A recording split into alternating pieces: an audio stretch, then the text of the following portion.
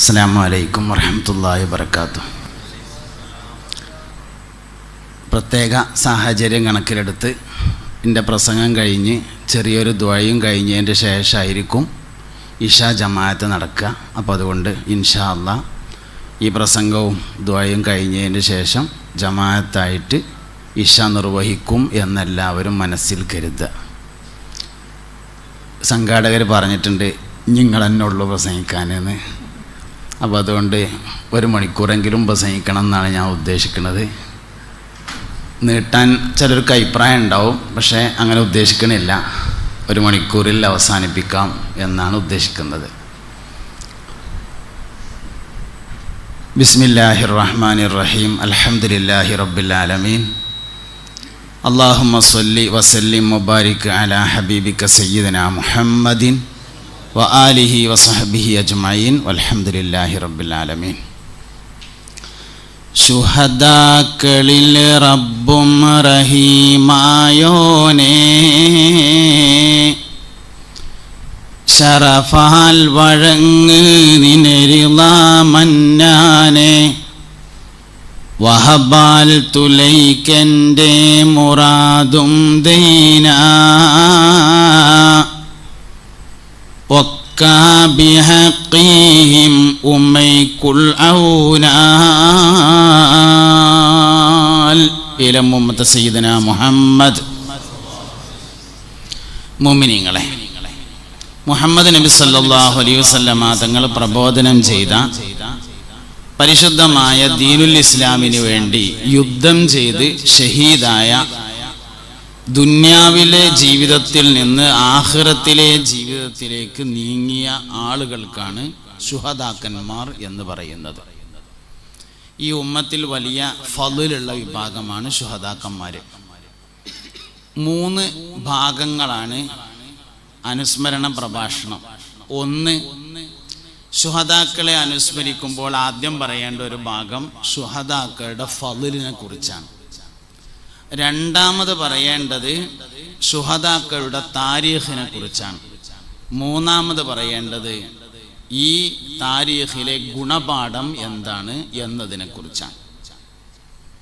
ബഹുമാനപ്പെട്ട സയ്യിദുൽ ഉലമ അല്ലാഹു ദീർഘായുസ്സ് കൊടുക്കട്ടെ, ശുഹദാക്കളുടെ ഫളിലിനെ കുറിച്ച് ഉള്ള ഒരു വചനമാണ് ഉദ്ധരിച്ചത്. വലാ തഹ്സബന്നല്ലദീന ഖുതിലൂ ഫീ സബീലില്ലാഹി അംവാത ബൽ അഹ്യാഉൻ ഇൻദ റബ്ബിഹിം യുർസഖൂൻ. ശുഹദാക്കളെ കുറിച്ച് അവർ മരണപ്പെട്ടു എന്ന് നിങ്ങൾ വിചാരിക്കരുത്. അള്ളാഹുവിൻ്റെ അടുക്കൽ അവർ ജീവിച്ചിരിക്കുന്നു. വേങ്ങരയിലുള്ള എൻ്റെ ഒരു സുഹൃത്ത് ഇതിനെക്കുറിച്ച് ഇങ്ങനെ ബദരീങ്ങളെ അനുസ്മരിച്ച് പറഞ്ഞപ്പോൾ ഇങ്ങനെ പറഞ്ഞു, ബദർ കഴിഞ്ഞിട്ട് ഞമ്മക്ക് 1500 കൊല്ലായി, ബദരീങ്ങൾക്ക് ബദർ കഴിഞ്ഞിട്ട് 1.5 ദിവസമായിട്ടുള്ളൂ. കാരണം ഓല അള്ളാഹുവിൻ്റെ അടുക്കൽ ജീവിച്ചിരിക്കാണല്ലോ. അള്ളാഹുവിൻ്റെ അടുക്കൽ ജീവിച്ചിരിക്കുക എന്ന് പറഞ്ഞാൽ യൗമുന ഇന്ധന അൽഫസനത്തിൻ മിമ്മാ തഉദ്ദൂൻ എന്നാണല്ലോ. അള്ളാഹുവിൻ്റെ അടുക്കൽ 1000 കൊല്ലാണ് നമ്മളെ ഒരു ദിവസം എന്ന് പറഞ്ഞാൽ. അപ്പോൾ 1500 കൊല്ലം എന്ന് പറഞ്ഞാൽ 1.5 ദിവസം. അങ്ങനെ നമ്മൾ കൂട്ടുമ്പോൾ മുട്ടിച്ചിറ ശ്രോതാക്കന്മാരെ കൂട്ടിയാലേ ഞമ്മക്കിപ്പോൾ അത് 150 കൊല്ലമൊക്കെ ആയിട്ടുണ്ടെങ്കിൽ ഓൽക്ക് ആ അടക്കൊക്കെ ഒന്നിങ്ങനെ ചുരണ്ടിയിട്ട് വെറ്റില മുറുക്കണ ഒരു നേരം എന്ന് പറയാം. അത്രേ ആയിട്ടുണ്ടാവുള്ളൂ. അതിൻ്റെ ആ രസമൊക്കെ ഇങ്ങനെ പറഞ്ഞിട്ട് എന്നാ കുത്തിയാ കുത്തുണ്ടല്ലോ എന്നൊക്കെ പറഞ്ഞിട്ട് ഇങ്ങനെ ഇരിക്കണ ഒരു നേരം, അതാണല്ലോ പോലും സംബന്ധിച്ചായത്. നമ്മളിപ്പോൾ 150ാമത്തെ ആണ്ടാണ് എന്നൊക്കെ പറയാം എന്നേ ഉള്ളൂ. അവരെ സംബന്ധിച്ച് അങ്ങനെയല്ല. ഓൽക്ക് ആകെ കുറച്ച് സമയം ഇപ്പോൾ ആയിട്ടുള്ളൂ. ഒരു ദിവസമാണെങ്കിൽ തന്നെ 1000 കൊല്ലം കഴിയണം എന്നാണല്ലോ. അങ്ങനെയല്ലോ അള്ളാഹുവിൻ്റെ അടുക്കൽ ജീവിച്ചിരിക്കുന്നു എന്ന് പറഞ്ഞാൽ ദുന്യാവിൽ ജീവിച്ചിരിക്കുമ്പോൾ അല്ല എന്നാണല്ലോ നമ്മൾ മനസ്സിലാക്കിയിട്ടുള്ളത്. അപ്പോൾ അവരുടെ ഫളിൽ എന്ന് പറഞ്ഞ സംഗതി അതന്നെയാണ്. പിന്നെ അവിടെ പറഞ്ഞ വേറൊരു കാര്യമുണ്ട്, യുർസഖൂൻ എന്നാണ് പിന്നെ പറഞ്ഞൊരു കാര്യം. യുർസഖൂൻ എന്ന് പറഞ്ഞാൽ ഭക്ഷണം കഴിച്ച് ജീവിച്ചിരിക്കുന്നു എന്നാണ്. ഈ ജീവിച്ചിരിക്കലും ജയിലിലും ജീവിക്കുന്നുണ്ടല്ലോ. സംഗതിയിൽ പറയുകയാണെങ്കിൽ തിന്നാൻ കിട്ടും ചെയ്യും, പക്ഷേ തിന്നിരിക്കുക എന്ന് അതിന് പറയില്ല. തിന്നിരിക്കുക എന്ന് പറയണമെങ്കിൽ ഇങ്ങനെ കുട്ടികളൊക്കെ കൂട്ടിയിട്ട് ഒന്നിങ്ങനെ പീടിയിലൊക്കെ ഒന്നാണ് പോയി ആ മന്തിയൊക്കെ കൊണ്ട് ഓർഡർ ചെയ്ത് അങ്ങനെയൊക്കെ ഒരു ഇരുത്ത അതാണ് ഈ തിന്നിരിക്കുക എന്ന് പറയുന്നത്.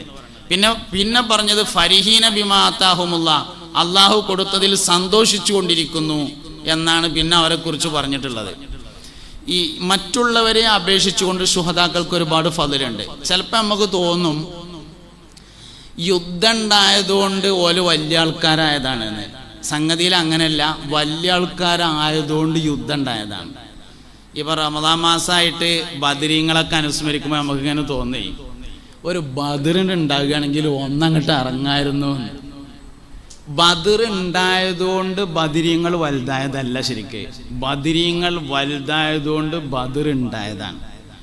മുട്ടിച്ചിറ യുദ്ധം ഉണ്ടായതുകൊണ്ട് ശുഹദാക്കൾ വലുതായതല്ല, ഓല് വലിയ ആൾക്കാരായതുകൊണ്ട് അത് ഉണ്ടായതാണ്. എന്താ അങ്ങനെ പറയാൻ കാരണം വെച്ചാൽ അള്ളാഹു സുബ്ഹാനഹു വ തആലക്ക് ഈ ദീനുൽ ഇസ്ലാമിനെ സംരക്ഷിക്കാൻ കുറച്ച് ആൾക്കാർ യുദ്ധം ചെയ്യേണ്ട ആവശ്യമൊന്നുമില്ല. ഇപ്പൊ ഇസ്ലാമിലെ ആദ്യത്തെ യുദ്ധം ബദർ യുദ്ധം. ഇസ്ലാമിലെ എന്ന് പറഞ്ഞാൽ ഈ ശരീഅത്തിലെ മുഹമ്മദ് നബി സല്ലല്ലാഹു അലൈഹി വസല്ലം തങ്ങൾ പ്രബോധനം ചെയ്ത ഈ ശരീഅത്തിലെ ആദ്യത്തെ യുദ്ധം ബദർ യുദ്ധമാണ്.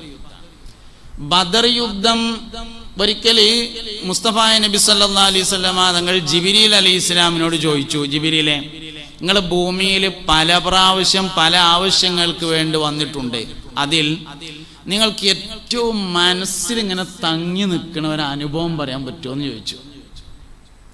ഈ ലഫ്ള് തന്നെ ഉപയോഗിച്ചിട്ടുണ്ടാവില്ല കേട്ടോ, പിന്നെ നമ്മളെ ഭാഷയ്ക്ക് പറയുമ്പോൾ ഉണ്ടാകുന്ന ചില മാറ്റങ്ങളായിട്ട് അതിനെ മനസ്സിലാക്കിയാൽ മതി. മനസ്സിൽ തങ്ങി നിൽക്കണ ഒരു അനുഭവം പറയാൻ പറ്റുമോ എന്ന് ചോദിച്ചു. ജിബ്രീൽ അലൈഹി ഇസ്ലാം പറഞ്ഞു, അങ്ങനെ ഇപ്പോൾ പറയുകയാണെങ്കിൽ പറയാൻ പറ്റിയ ഒരു അനുഭവം ലൂത്ത് നബി അലൈഹി ഇസ്ലാമിൻ്റെ സമൂഹത്തെ നശിപ്പിക്കാൻ വേണ്ടി ഞാൻ വന്ന ഒരു സംഭവമാണ്. കാരണം എന്നത് പറയാറ്. അങ്ങനെ സയ്യിദുനാ ജിബ്രീൽ അലൈഹി ഇസ്ലാം പറഞ്ഞു, ഇബ്രാഹിം നബി അലൈഹി ഇസ്ലാമിൻ്റെ കാലഘട്ടത്തിൽ വഴിവിട്ട് നടന്നിരുന്ന ലൂത്ത് നബി അലൈഹി ഇസ്ലാമിൻ്റെ സമൂഹത്തെ നശിപ്പിക്കാൻ വേണ്ടി ഞങ്ങൾ 3 മലക്കുകൾ മനുഷ്യരൂപം പ്രാപിച്ചുകൊണ്ട് ഭൂമിയിൽ വന്നു. ആദ്യം ഇബ്രാഹിം നബി അലൈഹി ഇസ്ലാമിൻ്റെ അടുക്കലേക്കാണ് ഞങ്ങൾ നേരെ പോയത്. ഇബ്രാഹിം നബിയുടെ അതേ കാലക്കാരനാണ് സയ്യിദുനാ ലൂത്ത് അലൈഹിസ്സലാം. ഇബ്രാഹിം നബി അലൈഹി ഇസ്ലാമിൻ്റെ അടുത്ത് ചെന്നപ്പോൾ മനുഷ്യന്മാരുടെ രൂപത്തിൽ 3 ആൾക്കാർ വരുന്നുണ്ടപ്പോൾ ഇബ്രാഹിം നബി കരുതി വിരുന്നേരാണെന്ന്. മൂപ്പര് വിരുന്ന് സൽക്കാരത്തിൽ വളരെ ഉഷാറായിരുന്നു. അതുകൊണ്ട് നല്ലൊരു ബിരിയാണി ഉണ്ടാക്കി, നല്ലൊരു ഭക്ഷണം പാചകം ചെയ്തു. തിന്നാൻ നേരത്തെ ഓല ഒഴിച്ചിട്ട് ഭക്ഷണം റെഡി ആയിട്ടുണ്ട്, എന്നാൽ കയ്യൊഴിക്കോളി എന്ന് പറഞ്ഞപ്പോൾ ഓല് പറഞ്ഞു, ഞങ്ങളങ്ങനെ തിന്നണ ഐറ്റമൊന്നുമല്ല, ഞങ്ങൾ മലക്കുകളാണ് പറഞ്ഞു. അപ്പോൾ ചോദിച്ചു, ഞങ്ങൾ എന്തിനെ പോകുന്നതെന്ന് ചോദിച്ചു. അതിൽ പറഞ്ഞു, ഞങ്ങൾ ലൂത്ത് നബി അലൈഹി ഇസ്ലാമിൻ്റെ സമൂഹത്തെ നശിപ്പിക്കാൻ വേണ്ടി പോവുകയാണ്, അപ്പോൾ ആ സംഗതി ഒന്ന് പറയാൻ വേണ്ടി വന്നതാണ് പറഞ്ഞു. ഇബ്രാഹിം നബി അലൈഹി ഇസ്ലാം പറഞ്ഞു, നിങ്ങൾ ഒരിക്കലും ചെയ്യരുത് പറഞ്ഞു. നിങ്ങൾക്ക് എന്താ വേണ്ടത് വെച്ചാൽ ഞാൻ ചെയ്തു തരാം, വേണമെങ്കിൽ എൻ്റെ പെൺകുട്ടികളൊക്കെ നിങ്ങൾക്ക് കെട്ടിച്ചേരാം, എന്ത് വേണമെങ്കിലും ചെയ്യാറുണ്ട്. പറഞ്ഞു, ഞങ്ങളങ്ങനെ സമ്മതം വാങ്ങാൻ വേണ്ടി വന്നതൊന്നുമല്ല, വിവരം പറയാൻ വേണ്ടി വന്നതാണ്, ഞങ്ങൾ പോവുകയാണ് പറഞ്ഞു. അങ്ങനെ ഞങ്ങൾ പോയിട്ട് ഞങ്ങളാണ് നശിപ്പിച്ചു പറഞ്ഞു. അപ്പോൾ മുസ്തഫ നബി സല്ലല്ലാഹു അലൈഹി വസല്ലം തങ്ങൾ ചോദിച്ചു, ജിബ്രീൽ എങ്ങനെ നശിപ്പിച്ചതെന്ന് ഒന്നിങ്ങോട്ട് പറയുമെന്ന് പറഞ്ഞപ്പോൾ പറഞ്ഞു, അത് ഞാൻ എൻ്റെ ചിറകുകൊണ്ട് ഒന്നിങ്ങനെ കോരിങ്ങാണ്ട് ഇങ്ങനെ കൗത്തിയതാണ് എന്ന് പറഞ്ഞു. 6000 ചതുരശ്ര കിലോമീറ്ററാണ് ലൂത്ത് നബി അലൈഹി ഇസ്ലാമിൻ്റെ നാട്. ചിറകുകൊണ്ട് ഒന്നിങ്ങനെ കോരിയിട്ട് ഇങ്ങനെ കൗത്തി എന്ന് പറഞ്ഞ അങ്ങനത്തെ 70,000 ചിറക് ജിബ്രീൽ അലൈഹി ഇസ്ലാമിനുണ്ട്. 5000 മലക്കുകൾ ബദറിൽ വന്നിട്ടുണ്ട്. പിന്നെ എന്തിനാ ഇപ്പം 313 ആൾക്കാർ യുദ്ധം ചെയ്യേണ്ട ആവശ്യം? ബദർ ഉണ്ടായതിനാൽ ബദരീങ്ങൾ വലുതായതല്ല, ബദരീങ്ങൾ വലിയ ആൾക്കാരായതിനാൽ അവർക്കൊരവസരം എന്ന നിലയിൽ ബദർ ഉണ്ടായതാണ്. എല്ലാ ശുഹദാക്കന്മാരെയും ഈ തരത്തിലാണ് നമ്മൾ മനസ്സിലാക്കേണ്ടത്. മുട്ടിച്ചിറ എന്ന് പറയുന്ന സ്ഥലത്ത് അന്ത്യവിശ്രമം കൊള്ളുന്ന ശുഹദാക്കൾ വലിയ ആൾക്കാരായതുകൊണ്ട് ഓൽക്ക് അള്ളാഹു തആല നൽകിയ ഒരവസരമാണ്. അള്ളാഹുവിൻ്റെ അടുക്കൽ ഭക്ഷണം കഴിച്ചും അവൻ നൽകിയതിൽ സന്തോഷിച്ചുകൊണ്ടും ജീവിച്ചിരിക്കുക എന്ന ശുഹദാക്കളുടെ വലിയൊരു മർത്തബ. ഒരുപാട് ആളുകൾ അത് ആഗ്രഹിച്ചു നേടി, ഒരുപാട് ആളുകൾ ആഗ്രഹിച്ചു നേടി.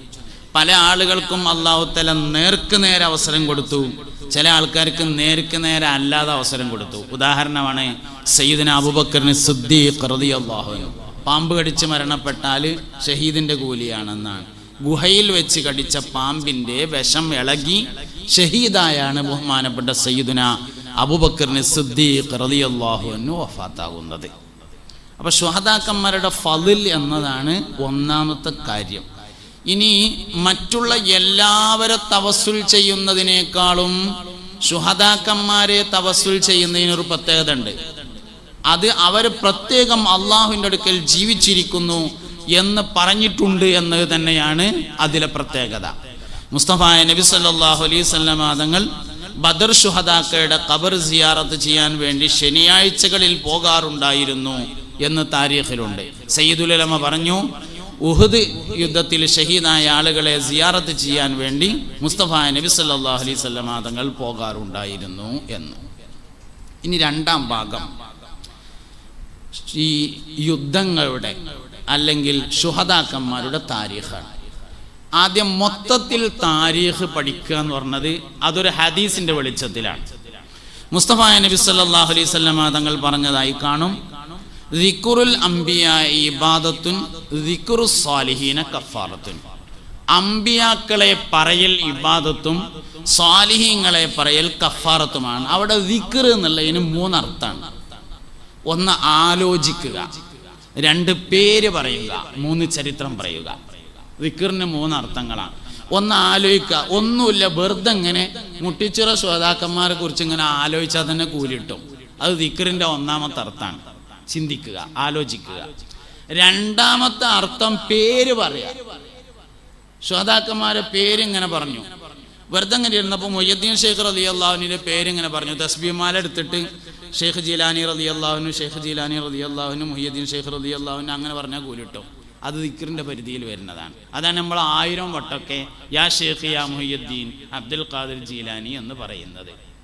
ബദരീങ്ങളുടെ പേരിങ്ങനെ പറയും നമ്മൾ. അലിഫൻ സുബൈറു യുബ്രിഉ സഅദുൻ സഈദുൻ ഹാനിഉ അസ്ആദു ഇമ്രാനു വഉ ബഹിയുൻ ഉബയ്യുൻ അബ്ദുല്ലാഹ് ലാ ഇലാഹ ഇല്ലല്ലാഹു ലാ ഇലാഹ ഇല്ലല്ലാഹ് ലാ ഇലാഹ ഇല്ലല്ലാഹു മുഹമ്മദുർ റസൂലുള്ളാഹ്. വെറുതെ ഇങ്ങനെ പേര് പറയാം. അതാണ് രണ്ടാമത്തത്. മൂന്നാമത്തത് അവരുടെ താരീഖുകൾ പറയുക എന്നതും ദിക്റിന്റെ പരിധിയിൽ വരുന്നതാണ്. അവിടെയാണ് താരീഖ്.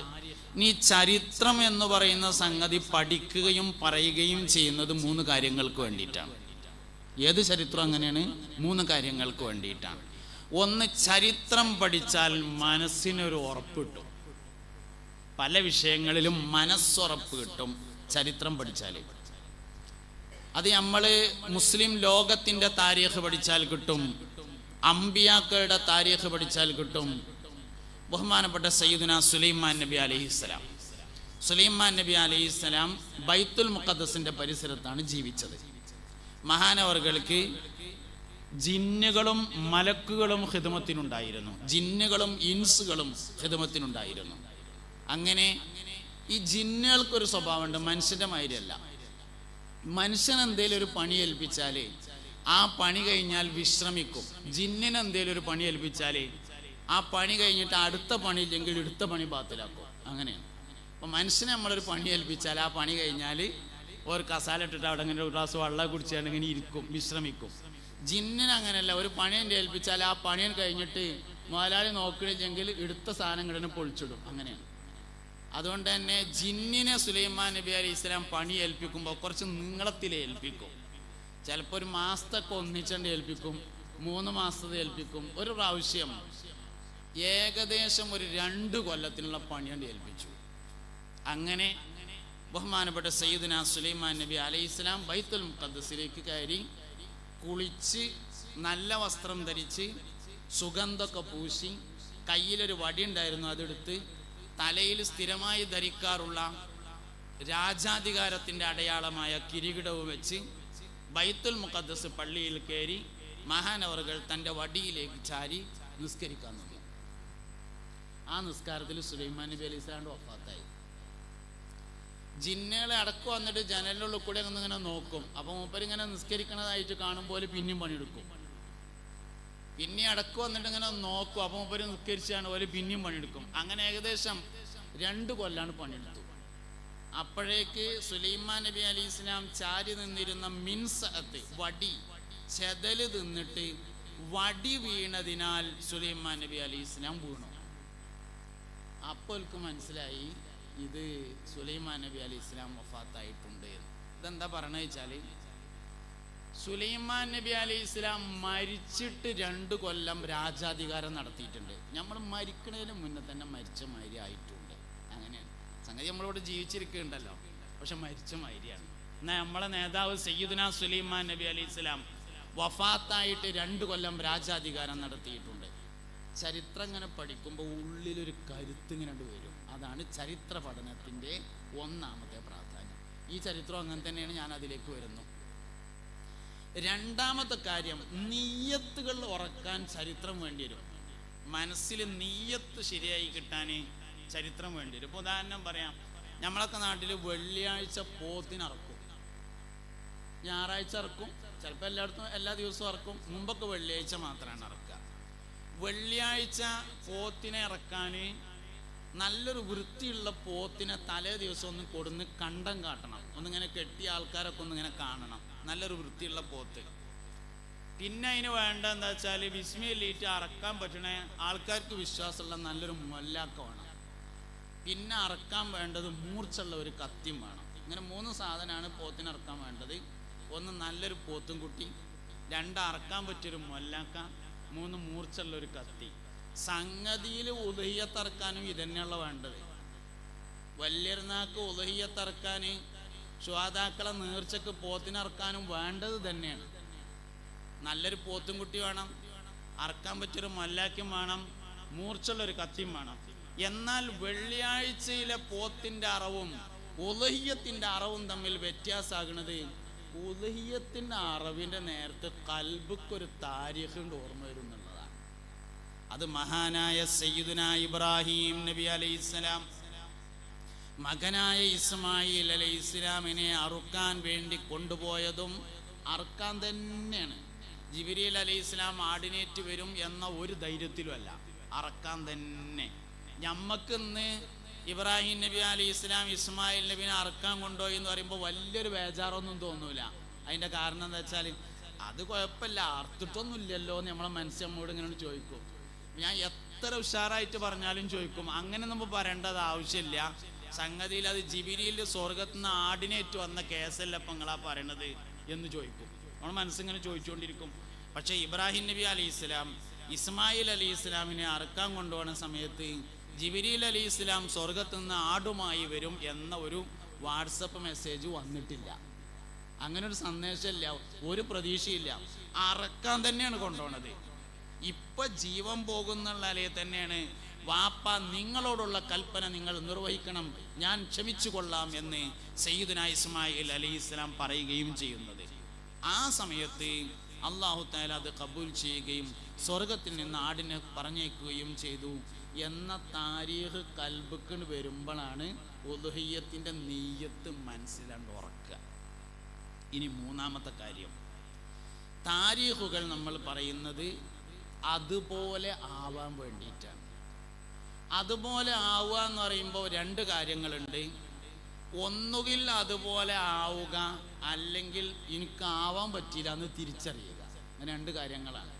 ഒന്നുകിൽ അതേമാതിരി ആകുക. എല്ലാ കാര്യങ്ങളും നമുക്ക് അതേമാതിരി ചെയ്യാൻ കഴിഞ്ഞോളന്നൊന്നുമില്ല. ആകാൻ കഴിഞ്ഞില്ലല്ലോ എന്നുള്ള സങ്കടം ഉണ്ടാവാൻ പറ്റും, അതിന് വലിയ കൂലി കിട്ടും. ഒരാൾ എല്ലാ ദിവസവും അസർ നിസ്കാരത്തിന് പള്ളിക്ക് ജമാഅത്തിന് മുടങ്ങാതെ പോണ ഒരാളാണ്.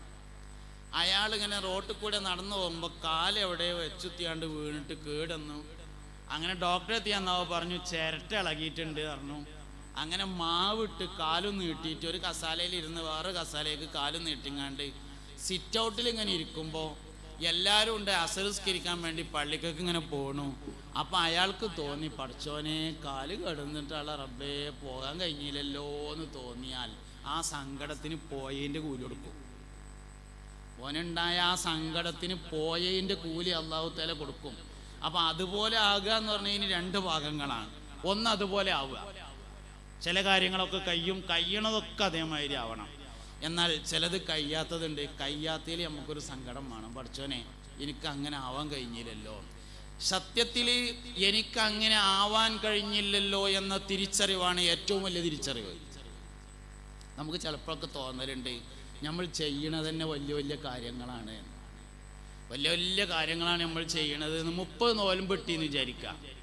30ാമത്തെ തറാവീ കഴിഞ്ഞിട്ട് വീട്ടിലേക്ക് ഇങ്ങനെ പോകുമ്പോൾ നമ്മൾ ഒപ്പമുള്ള ആൾക്കാരോട് പറയും, അൽഹംദുലില്ലാഹ് ഈ കൊല്ലത്തെ റമദാൻ മാസം മുതലായി. എന്തേ? 30 നോൽമ്പാണ് കിട്ടി, 30 തറാവിയാണ് കിട്ടി, 30 ആണ് നിസ്കരിച്ചു എന്നൊക്കെ നമ്മളെ അവതരണം കേട്ടാൽ തോന്നും സ്വർഗത്തിൽ സ്ഥലം ചിലപ്പം കുറയാനുള്ള സാധ്യതയുണ്ട്. കാരണം 30 നോൽമ്പ് കിട്ടിയിക്കല്ലേ എന്ന്. അങ്ങനെ നമുക്കങ്ങനെ തോന്നുക. അങ്ങനെ താരീഖ് ഇങ്ങനെ വായിച്ചപ്പോൾ ബഹുമാനപ്പെട്ട സയ്യിദുനാ സുഫിയാനു സൗരി റളിയല്ലാഹു അൻഹു എല്ലാ ദിവസവും രാത്രി ഫർദ് നിസ്കാരം കഴിഞ്ഞതിന് ശേഷം, റവാത്തിബ് സുന്നത്തുകൾ കഴിഞ്ഞതിന് ശേഷം 300 റക്അത്ത് സുന്നത്ത് നിസ്കരിക്കാതെ ഉറങ്ങൽ പതിവില്ല എന്നിങ്ങനെ വായിക്കും. മനസ്സിലാവും ഇന്റെ 30 ഒടുക്കും എത്തിയിട്ടില്ല. ഇതിനാണ് താരീഖ്. അപ്പോൾ ഒന്ന് അതുപോലെ ആകണേന് 2 ഭാഗമാണ്.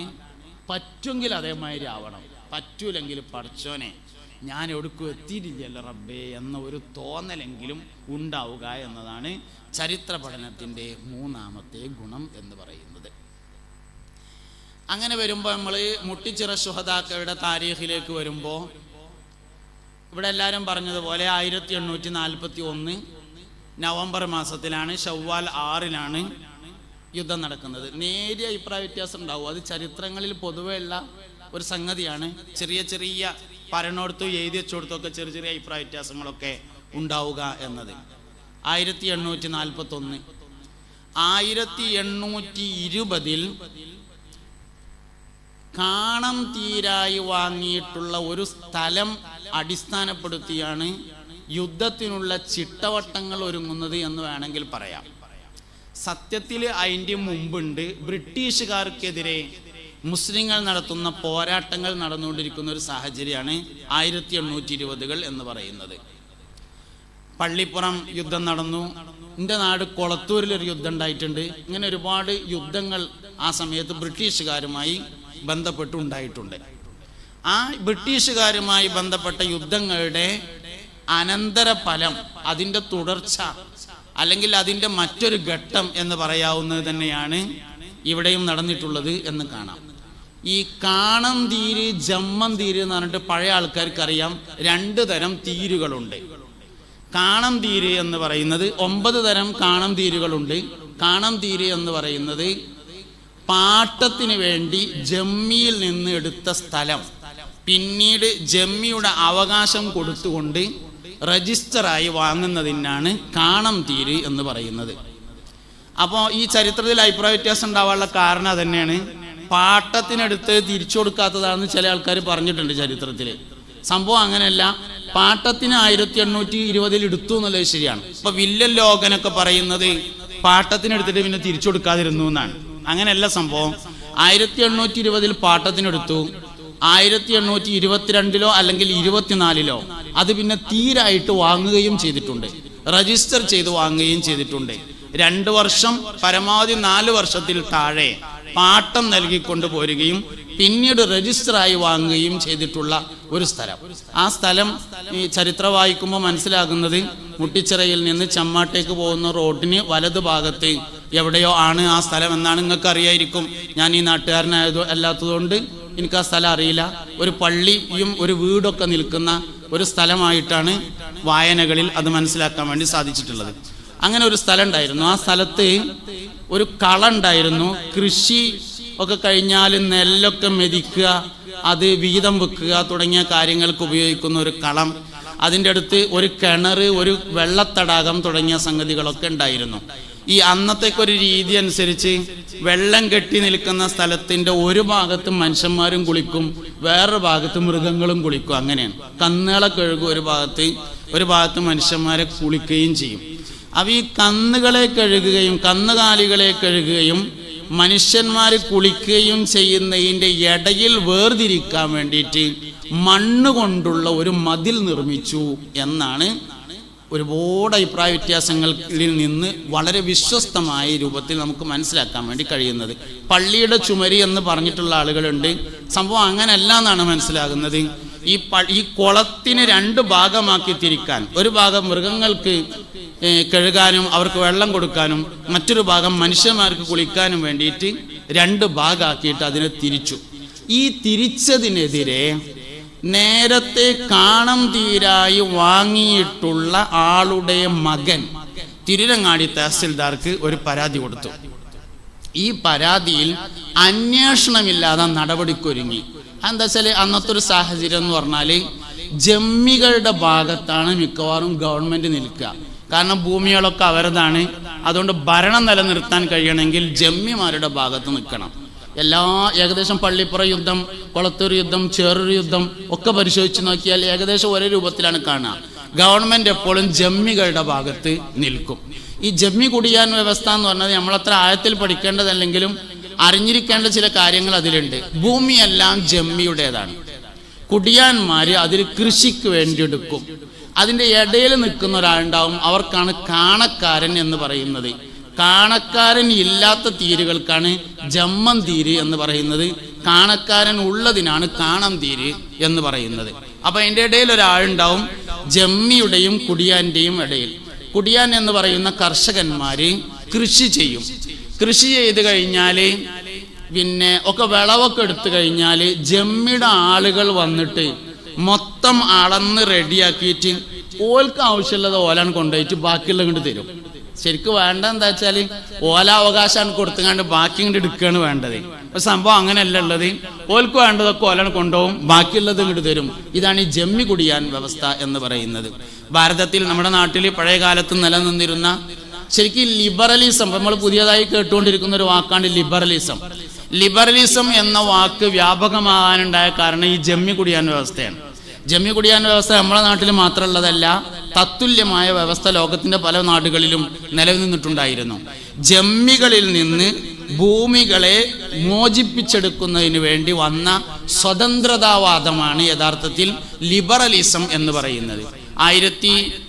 1960കളിലാണ് ഈ ലിബറലിസം എന്ന ഈ വാദം ആദ്യമായിട്ട് വരുന്നത്.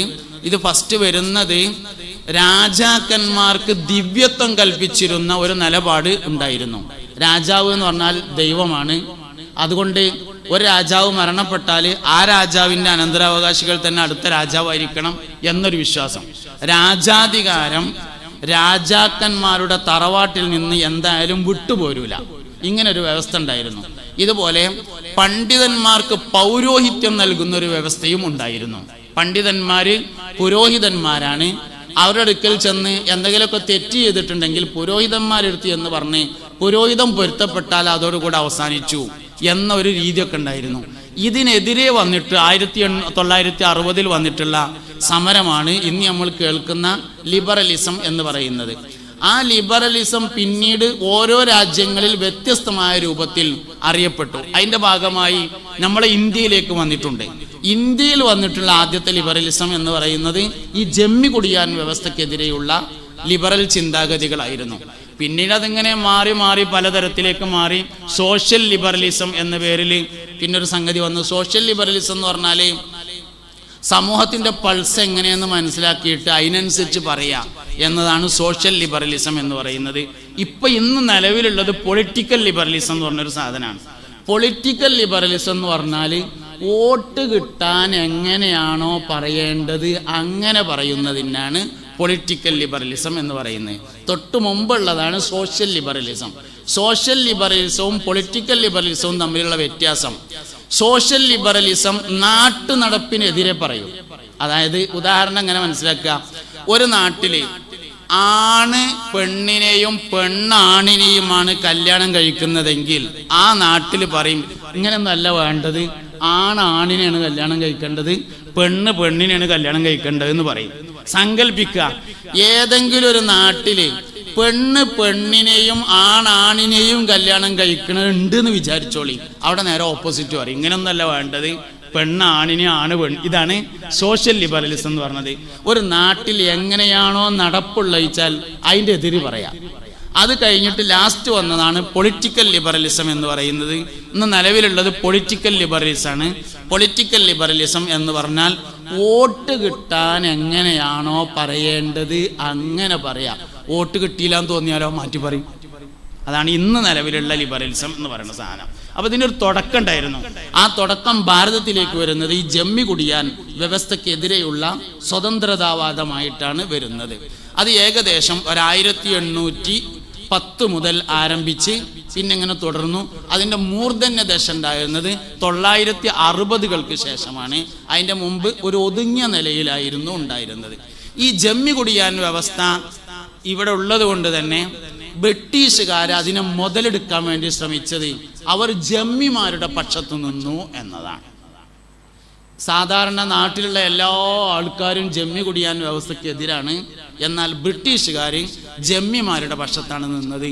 അവർ വിചാരിച്ചത് അവർക്കതിൽ പ്രത്യേകിച്ച് കാഴ്ചപ്പാടുണ്ടായിട്ടൊന്നുമല്ല, ഓല ഭരണം നിലനിൽക്കാൻ ജമ്മികളുടെ പക്ഷത്ത് നിൽക്കലാണ് നല്ലത് എന്നവർക്ക് തോന്നിയതാണ് അവർ അങ്ങനെ ചെയ്യാനുണ്ടായ കാരണം. അപ്പോൾ അതുകൊണ്ട് തന്നെ ഈ സ്ഥലവുമായി അതിലുള്ള നിർമ്മാണ പ്രവർത്തനവുമായി ബന്ധപ്പെട്ട തർക്കങ്ങളിൽ അന്വേഷണങ്ങൾക്കൊന്നും നിൽക്കാതെ കുറ്റക്കാർ എന്ന് അവർ ആരോപിച്ച ആളുകൾക്കെതിരെ പ്രതികാരങ്ങൾ തീർക്കാൻ വേണ്ടി ഗവൺമെൻറ് ഭാഗത്തു നിന്നും കലക്ടറുടെ ഭാഗത്തു നിന്നും തഹസിൽദാരുടെ ഭാഗത്തു നിന്നൊക്കെയുള്ള ഒരുക്കങ്ങളുണ്ടായി. ആ ഒരുക്കങ്ങൾ പല നിലക്ക് നീങ്ങി.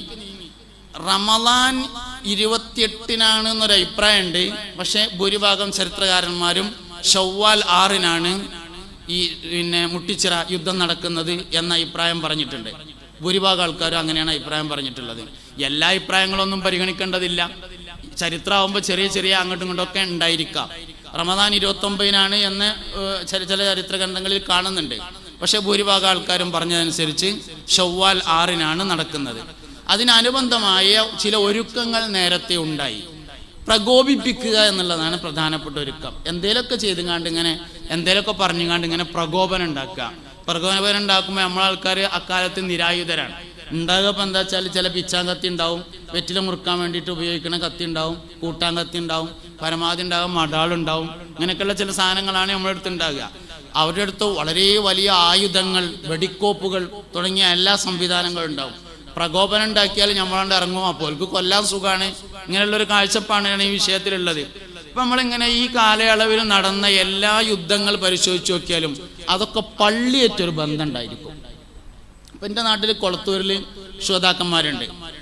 അതും അതേമാതിരി ബ്രിട്ടീഷുകാരുടെ കാലത്ത് നടന്നിട്ടുള്ള ഒരു യുദ്ധത്തിൽ ഷഹീദായ ആൾക്കാരാണ്.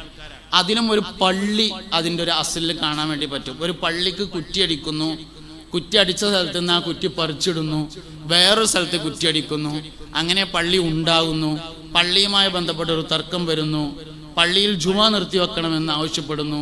അങ്ങനെ അങ്ങനെ നീണ്ടുപോകുന്ന പള്ളിയുമായി ബന്ധപ്പെട്ട ഒരു സംഗതി. നമ്മുടെ മലപ്പുറം ശ്രോതാക്കളുടെ താരീഖ് പരിശോധിക്കുമ്പോൾ അതിലും ഒരു പള്ളിയുമായി അതിനൊരു ബന്ധം ഉണ്ടാകാൻ പറ്റും, ബന്ധം കാണാൻ പറ്റും. ഇതിനൊരു കാരണമുണ്ട്. ലോകത്തെ എല്ലായിടത്തും മുസ്ലിങ്ങൾ വളരുകയും വികസിക്കുകയും ചെയ്തിട്ടുള്ളത് പള്ളിയുമായി ബന്ധപ്പെട്ടാണ് എന്ന് കാണാം. ഇപ്പോൾ ഈ വിഷയമായിട്ട് ബന്ധമില്ലെങ്കിലും അനുബന്ധമായിട്ടൊരു കാര്യം പറയാം. നമ്മളൊക്കെ നാട്ടിലെ പഴയ പള്ളികൾ ഇപ്പോൾ തിരുരങ്ങാടി പള്ളി അങ്ങനെയൊക്കെയുള്ള പഴയ പള്ളികളൊക്കെ എടുത്തു നോക്കിയാൽ ആ പള്ളികൾക്കൊരു പ്രത്യേക രീതി ഉണ്ടാവും. ഒരു മിഹ്റാബുള്ള ഔത്തപ്പള്ളി എന്ന് പറഞ്ഞൊരു പള്ളി ഉണ്ടാവും. പിന്നെ അത് കഴിഞ്ഞതിന് ശേഷം ഒരു രണ്ടാമത്തെ പള്ളി ഉണ്ടാവും, പുറത്തെ പള്ളി എന്ന് പറഞ്ഞിട്ട് രണ്ടാമത്തെ ഒരു പള്ളി. ഒന്നാമത്തെ പള്ളിയിൽ മിഹ്റാബുണ്ട്, രണ്ടാമത്തെ പള്ളിയിൽ നിന്നും മുകളിലേക്ക് കോണി ഉണ്ടാവും, രണ്ടാം പള്ളിയിൽ നിന്ന്. പിന്നെ ഈ രണ്ട് പള്ളിയും കഴിഞ്ഞതിന് ശേഷം 3 ഭാഗം താഴ്വര ഉണ്ടാകും. ചില പള്ളിക്ക് 4 ഭാഗം ഉണ്ടാവും. ഫ്രണ്ടിലൊരു താഴ്വര ഉണ്ടാവും. എല്ലാ പള്ളികൾക്കും 3 ഭാഗത്ത് എന്തായാലും താഴ്വര ഉണ്ടാവും. കയറി ചെല്ലണ സ്ഥലത്ത് ഈ പഴയ തറവാട് വീടുകൾക്കൊക്കെ ഉള്ളതുപോലെ ചേറ്റുമ്പടിയൊക്കെ ഉള്ള ഒരു സ്ഥലം ഉണ്ടാവും. ഇങ്ങനെ ചാരി ഇരിക്കാനും തൂണും ഇങ്ങനെ ചാരി ഇരിക്കണ അയ്യൊക്കെ ഉള്ള ഒരു സ്ഥലം ഉണ്ടാവും. നമ്മളെ മലബാറിൽ നിന്ന് തെക്കോട്ട് പോയാൽ ഈ സ്ഥലം താഴ്ചയായി അടയാളപ്പെടുത്തിയിട്ടുണ്ടാവും. മലബാറിൽ നിന്ന് വടക്കോട്ട് പോയാൽ ആ സ്ഥലം ഉയർത്തി അടയാളപ്പെടുത്തിയിട്ടുണ്ടാവും. ഇപ്പൊ കാസർഗോഡൊക്കെ നമ്മൾ ചെന്നാൽ ആ സ്ഥലം ഉയർത്തിയാണ് അടയാളപ്പെടുത്തിയിട്ടുള്ളത്.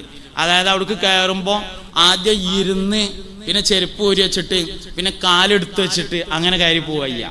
ആ സമയത്ത് തെക്കോട്ടൊക്കെ പോയാൽ ആ സ്ഥലം ഇങ്ങനെ ലേശം താഴ്ത്തിയിട്ടാണ് അടയാളപ്പെടുത്തിയിട്ടുണ്ടാവുക. ഇത് വഖഫ് ചെയ്യാത്ത സ്ഥലമായിരിക്കും. കയറി ചെല്ലിനോടത്ത് ആദ്യമുള്ള സ്ഥലം വഖഫ് ചെയ്തിട്ടുണ്ടാവില്ല. 2 ചെരുവും ചിലപ്പോൾ മുൻഭാഗവും വഖഫ് ചെയ്തിട്ടുണ്ടാവും. ഒരുപാട് വാതിലുകൾ ഉണ്ടാവും. ജനലിനൊക്കെ പകരം വാതിലുണ്ടാവുക പഴയ പള്ളികൾക്ക്. ജനലിനൊക്കെ പകരം ഇങ്ങനെ ഒരുപാട് തുരുതുരയെ വാതിലുകൾ വെച്ചിട്ടുണ്ടാവും. വിശാലമായ പള്ളിപ്പറമ്പുണ്ടാവും. പിന്നെ അതിൻ്റെ ഏതെങ്കിലും ഒരു ഭാഗത്ത് നല്ലൊരു പള്ളിക്കുളം ഉണ്ടായിരിക്കും. അങ്ങനെ ആളുകൾ ഉച്ചക്കൊക്കെ പണി മാറ്റിയാൽ പള്ളിക്കുളത്തിൽ പള്ളിപ്പറമ്പിൽ വന്ന് കാര്യം സാധിക്കും. പള്ളിക്കുളത്തിൽ ഇറങ്ങി പിന്നെ മനോഹരം ചെയ്യും, പൊതുണ്ടാക്കും, പള്ളിയിൽ കയറി നിസ്കരിക്കും, പള്ളിൻ്റെ ചെരുവിൽ കിടന്നുറങ്ങും. വീട്ടിൽ വിരുന്നേരൊക്കെ വന്നാൽ വീട്ടിൽ സ്ഥലം കുറവേക്കാരം. അപ്പോൾ ഉള്ള റൂം വിരുന്നേർക്ക് കൊടുത്തിട്ട് പെരക്കാരൻ പള്ളിക്കൊക്കെ വരും. ചോറൊക്കെ വെച്ചിട്ട് പള്ളിയിൽ വന്നിട്ട് പെരക്കാരൻ പള്ളിയിൽ വന്നിട്ട് കിടക്കും. വിരുന്നുകാർക്ക് ഉള്ള സ്ഥലം കൊടുക്കുകയും ചെയ്യും. വീടുകളിലൊക്കെ സ്ഥലം കുറവാണ് ഉണ്ടായിരിക്കുക. ഇങ്ങനെയൊക്കെയാണ് ഒരു പഴയ രീതി എന്ന് പറഞ്ഞത്. അസർ നിസ്കാരം കഴിഞ്ഞിട്ട് എല്ലാ നാട്ടിലും ചില കാരണന്മാരുണ്ടാവും. കാരണന്മാർ പുറത്തിറങ്ങിയിട്ട് ആ ചാരുപടിയിൽ ഇങ്ങനെ ചാരിയിട്ട് തൂണുമൊക്കെ കൈയെടുത്തിട്ട് ഇങ്ങനെ ഒന്ന് ഇരിക്കും. അപ്പോൾ ആൾക്കാർ അങ്ങാടിയിൽ കച്ചവടം ചെയ്യണതിലുണ്ടായ പ്രശ്നം, ജ്യേഷ്ഠനും അഞ്ചനും തമ്മിൽ തെറ്റിയത്, മോള് കെട്ടിച്ചോടത്തേക്ക് പോകാത്തത്, മരോള് വരാത്തത്, ഇങ്ങനെയൊക്കെയുള്ള വിഷയങ്ങൾ കാരണന്മാരോട് ചെന്ന് പറയും. കാരണന്മാർ അതൊക്കെ ഒന്ന് ചർച്ച ചെയ്തിട്ട് ഏകദേശം അനുയോജ്യമാണെന്ന് തോന്നുന്ന ഒരു തീരുമാനം എടുക്കും. തീരുമാനമായി ഇങ്ങനെ ഏകദേശം വരുമ്പോൾ പള്ളിൻ്റെ ഉള്ളിലേക്ക് കയറി ഇരുന്നിട്ട് മൂത്ത കാരണം ഒരു തീരുമാനം പ്രഖ്യാപിക്കും. എന്നിട്ട് ആരെങ്കിലും ഒരാൾ അൽ ഫാത്തിഹ എല്ലിങ്ങാണ്ട് ദോരന്ന് അവസാനിപ്പിക്കും. ഇങ്ങനെ ചെയ്തിരുന്ന ഒരു രീതിയാണ് പള്ളിയിൽ പോയി പറയാ എന്ന് പറഞ്ഞത്. നമ്മൾ തമ്മ് തെറ്റിയാൽ പറയും ഇജ്ജ് പള്ളിയിൽ പോയി പറഞ്ഞാടാ എന്ന് പറയും. ആ സാധനം ഇതാണ്. ഇത് ക്രിസ്ത്യാനികൾക്കിടയിലും ഇതേമാതിരിയുണ്ട്. അപ്പം നമ്മൾ ഇവിടെയൊക്കെ മാപ്പിളാർ എന്ന് പറഞ്ഞാൽ മുസ്ലിങ്ങളാണ്, തെക്കോട്ട് പോയാൽ മാപ്പിളാർ എന്ന് പറഞ്ഞാൽ ക്രിസ്ത്യാനികളാണ്. നമ്മളിങ്ങനെയുണ്ട്. എറണാകുളം വിട്ടാണ് പോയാൽ മാപ്പിളാർ എന്ന് പറയുന്നത് ക്രിസ്ത്യാനികളെ കുറിച്ചാണ്. ആ സമയത്ത് നമുക്ക് ഇവിടെയൊക്കെ മാപ്പിളാർ എന്ന് പറഞ്ഞാൽ മുസ്ലിങ്ങളെ കുറിച്ചാണ്. ഈ ഒരേ രീതി മാപ്പിളാർ എന്ന് പറയുന്ന വിഭാഗത്തിലുണ്ട്. അതായത് ക്രിസ്ത്യാനികളിലുണ്ട്. ഈ പള്ളിയിൽ പോയി പറയാന്ന് പറഞ്ഞത് അവർക്കും ഉണ്ട്, പള്ളിയിൽ പോയി പറയാന്ന് പറഞ്ഞ ഒരു രീതി നമുക്കുണ്ട്. ഇത് ഏകദേശം 920 വരെ നിലനിന്നിട്ടുണ്ട് എന്നാണ്. 920 ശേഷം ആദ്യമായി മുസ്ലിങ്ങൾക്ക് അങ്ങാടിയിൽ ഓഫീസ് വന്നു. അതിനു മുമ്പ് അങ്ങാടിയത്തെ പ്രശ്നം പള്ളിയിൽ നിന്ന് തീർത്തിരുന്നത് 920 ശേഷം പള്ളിയത്തെ പ്രശ്നം അങ്ങാടിയിൽ നിന്ന് തീർക്കുക രൂപത്തിലേക്ക് മാറി. ഇന്നിപ്പോൾ നമ്മൾ പള്ളിക്ക് എന്തെങ്കിലും പ്രശ്നം ഉണ്ടെങ്കിൽ ഇവിടുന്ന് ഒരു ചർച്ചയില്ല, ചർച്ചയൊക്കെ അങ്ങാടി ചെന്നിട്ടുണ്ടാകുക. 920 മുമ്പ് അങ്ങാടിയിൽ എന്തെങ്കിലും പ്രശ്നം ഉണ്ടെങ്കിൽ അതിൻ്റെ ചർച്ചയും തീരുമാനമൊക്കെ പള്ളിയിൽ വെച്ചിട്ടാണ് നടക്കുക. ഈ പള്ളിയിൽ വെച്ച് എല്ലാ കാര്യങ്ങളും നടന്നിരുന്ന മുസ്ലിങ്ങളുടെ ആശാ കേന്ദ്രമാണ് യഥാർത്ഥത്തിൽ പള്ളികൾ എന്ന് പറയുന്നത്. ലോകത്ത് എവിടെയെല്ലാം പിന്നെ ഇസ്ലാം മതം പ്രചരിച്ചിട്ടുണ്ടോ അവിടെയൊക്കെ 2 കാര്യങ്ങൾ കാണാൻ പറ്റും. ഒന്ന്, റിലീഫിന് വലിയ പ്രാധാന്യം നൽകിയിട്ടുള്ളതായി കാണാൻ പറ്റും. 2, പള്ളി നിർമ്മാണങ്ങൾ നടന്നിട്ടുള്ളതായിട്ടും കാണാൻ പറ്റും. റിലീഫിന് വലിയ പ്രാധാന്യം ഇസ്ലാമിക പ്രചരണം നടന്ന എല്ലാ സ്ഥലത്തും ഉണ്ടായിട്ടുണ്ട്. രണ്ടാമത്, പള്ളി നിർമ്മാണത്തിന് വലിയ പ്രാധാന്യം നൽകിയിട്ടുണ്ട്. അതുകൊണ്ടായിരിക്കാം ഈ യുദ്ധങ്ങളിലൊക്കെ ഒരു പള്ളിയോട് ബന്ധപ്പെട്ട ഒരു ടച്ച് കാണുന്നത്. എന്തായാലും പള്ളി നിർമ്മിച്ചിരുന്നു. പള്ളിയോടനുബന്ധിച്ച് വെള്ളത്തിൻ്റെ ഒരു ശേഖരം ഉണ്ടായിരുന്നു. അവിടെ ഉണ്ടായ ഒരു നിർമ്മാണ പ്രവർത്തനത്തെ മുന്നിൽ വെച്ചുകൊണ്ട് തിരുരങ്ങാടി തഹസിൽദാർക്ക് ഒരു പരാതി കൊടുക്കുകയും ആ പരാതിയിൽ അന്വേഷണമൊന്നും കൂടാതെ തന്നെ തീരുമാനമെടുക്കാൻ വേണ്ടി മുന്നോട്ട് പോവുകയും ചെയ്തത് പ്രശ്നങ്ങളുടെ ഒരു തുടക്കം അല്ലെങ്കിൽ അതിൻ്റെ ഒരു മൂർധന്യ ദശയിലെത്താനുള്ള ഒരു കാരണം എന്ന നിലക്ക് നമുക്ക് ആ വിഷയത്തെ മനസ്സിലാക്കാൻ വേണ്ടി പറ്റും. അങ്ങനെ ചില സംഭാഷണങ്ങളൊക്കെ നടന്നു. പിന്നെ ഹാജരാവാൻ വേണ്ടി ആവശ്യപ്പെട്ടുകൊണ്ട് തഹസിൽദാറുടെ ഉദ്യോഗസ്ഥൻ സമീപിക്കുന്ന സമയത്ത് നമ്മുടെ മുൻഗാമികളായ ശുഹദാക്കൾക്ക് സുന്നത്ത് നോമ്പുണ്ടായിരുന്നു. വേറെ അഭിപ്രായത്തിൽ ഫർദ് നോമ്പ് തന്നെയാണ് ഉണ്ടായിരുന്നത്. ഈ വരുന്നത് 29-നാണ് എന്ന അഭിപ്രായം പരിഗണിച്ചാൽ ഫർദ് നോമ്പാണ്. പക്ഷെ ഭൂരിഭാഗം ചരിത്രകാരന്മാരും സുന്നത്ത് നോമ്പാണ് എന്ന അഭിപ്രായം പറഞ്ഞിട്ടുണ്ട്. അതനുസരിച്ച് ഷവ്വാലിലെ 6 നോമ്പ് എന്ന സുന്നത്ത് നോമ്പുള്ള സമയത്താണ്. അവർ കൂടുതലൊന്നും പറഞ്ഞിട്ടില്ല. അവർ പറഞ്ഞത് ഞങ്ങൾ വരാം, നോമ്പ് തുറന്ന് കഞ്ഞി കുടിച്ചതിന് ശേഷം വരാം എന്നാണ് പറയുന്നത്. ഈ ചരിത്രം ഞാനിങ്ങനെ ഒരുപാട് സ്ഥലങ്ങളിൽ പരതി നോക്കുന്ന സമയത്ത് പല സ്ഥലങ്ങളിലും പറഞ്ഞിട്ടുണ്ട് നമ്മുടെ ഈ ചരിത്രം. മാപ്പിള പഠനങ്ങൾ എന്ന് പറയുന്ന എം ഗംഗാധരൻ്റെ ഒരു പുസ്തകമുണ്ട്. നല്ലൊരു റെഫറൻസ് ആണ്. അതിൽ ഈ ചെറൂർ പിന്നെ മുട്ടിച്ചിറ ശോതാക്കളുടെ ചരിത്രം പറയുന്നുണ്ട്. പിന്നെ വില്യം ലോഗൻ്റെ മലബാർ മാനുവലിൽ പറഞ്ഞിട്ടുണ്ട്. പക്ഷേ ഈ വില്യം ലോഗൻ്റെ മലബാർ മാനുവലിൽ ചരിത്രം ലേശം വളച്ചിട്ടാണ് പറഞ്ഞിട്ടുള്ളത്. അതായത് പിന്നെ അതിലാണ് ഇത് പറഞ്ഞത്, ഈ പിന്നെ കാണമായി പാട്ടത്തിനെടുത്ത ഭൂമി തിരിച്ചു കൊടുക്കാതിരുന്നതാണെന്ന്. സംഭവം അങ്ങനെയല്ല ഉണ്ടായിട്ടുള്ളത്. മറ്റു പുസ്തകങ്ങളിലൊക്കെ അതിനെതിര് പറഞ്ഞിട്ടുണ്ട്. അങ്ങനെയല്ല, വാങ്ങിയത് കാണാൻ ആയിട്ട് പാട്ടത്തിനാണ്. പക്ഷെ 2 വർഷം 1822 അല്ലെങ്കിൽ 24 മുമ്പോ അത് രജിസ്റ്റർ ചെയ്ത് വാങ്ങിയിട്ടുണ്ടായിരുന്നു. പക്ഷെ ഈ രജിസ്റ്റർ ചെയ്ത് വാങ്ങി എന്ന സത്യത്തെ മറച്ചു വെച്ചുകൊണ്ട് ആദ്യ കാണക്കാരൻ്റെ മകൻ കൊടുത്ത ഒരു പരാതിയിൽ അന്വേഷണമില്ലാതെ ആക്ഷൻ എടുക്കാൻ പോയതാണ് കാരണം. അല്ലാതെ അതിൽ അനധികൃതമായിട്ടൊന്നും നടന്നിട്ടൊന്നുമില്ല. രജിസ്റ്ററായിട്ട് വാങ്ങിയത് തന്നെയാണ്. അതിൽ തന്നെയാണ് പള്ളി നിർമ്മിച്ചിട്ടുള്ളത്, അതിൽ തന്നെയാണ് കെട്ടിയിട്ടുള്ളത്, അതിൽ തന്നെയാണ് നിർമ്മാണ പ്രവർത്തനങ്ങൾ നടന്നിട്ടുള്ളത്. എല്ലാം അതിൽ തന്നെയാണ്, അല്ലാതെ ഒന്നുമില്ല. അപ്പോൾ ഈ വില്യം ലോഗൻ അങ്ങനെയാണ് പറഞ്ഞിട്ടുള്ളത്. ഒരുപക്ഷെ അയാൾക്ക് കിട്ടിയ വിവരം അങ്ങനെ ആയതുകൊണ്ടായിരിക്കാം, അല്ലെങ്കിൽ ഒരു ചരിത്രത്തെ നേരാമണ്ണ് എഴുതുന്ന ഒരാളാണ് എന്നുള്ള നിലയിൽ നമുക്ക് അയാൾ അങ്ങനെയാണ് വിചാരിക്കാൻ നല്ലത്. അയാൾക്ക് കിട്ടിയ ചരിത്രം അങ്ങനെ ആയിരിക്കാം. പക്ഷെ മറ്റുള്ള ചരിത്രകാരന്മാരൊന്നും അങ്ങനെയല്ല പറഞ്ഞിട്ടുള്ളത്. രജിസ്റ്റർ ചെയ്ത് കാണം തീരായി ആധാരം കൈവശമുള്ള ഭൂമിയിൽ തന്നെയാണ് നിർമ്മാണ പ്രവർത്തനങ്ങൾ നടത്തിയിട്ടുള്ളത് എന്നാണ് പറഞ്ഞിട്ടുള്ളത്. പിന്നെ ഒന്ന്, മമ്പുറം സയ്യിദ് അലവി തങ്ങൾ എന്ന പുസ്തകമുണ്ട്, KK മുഹമ്മദ് അബ്ദുൽ കരീമിൻ്റെ. അതിലും ഈ വിഷയവുമായി ബന്ധപ്പെട്ട് പറയുന്നുണ്ട്. മലബാർ കലാപം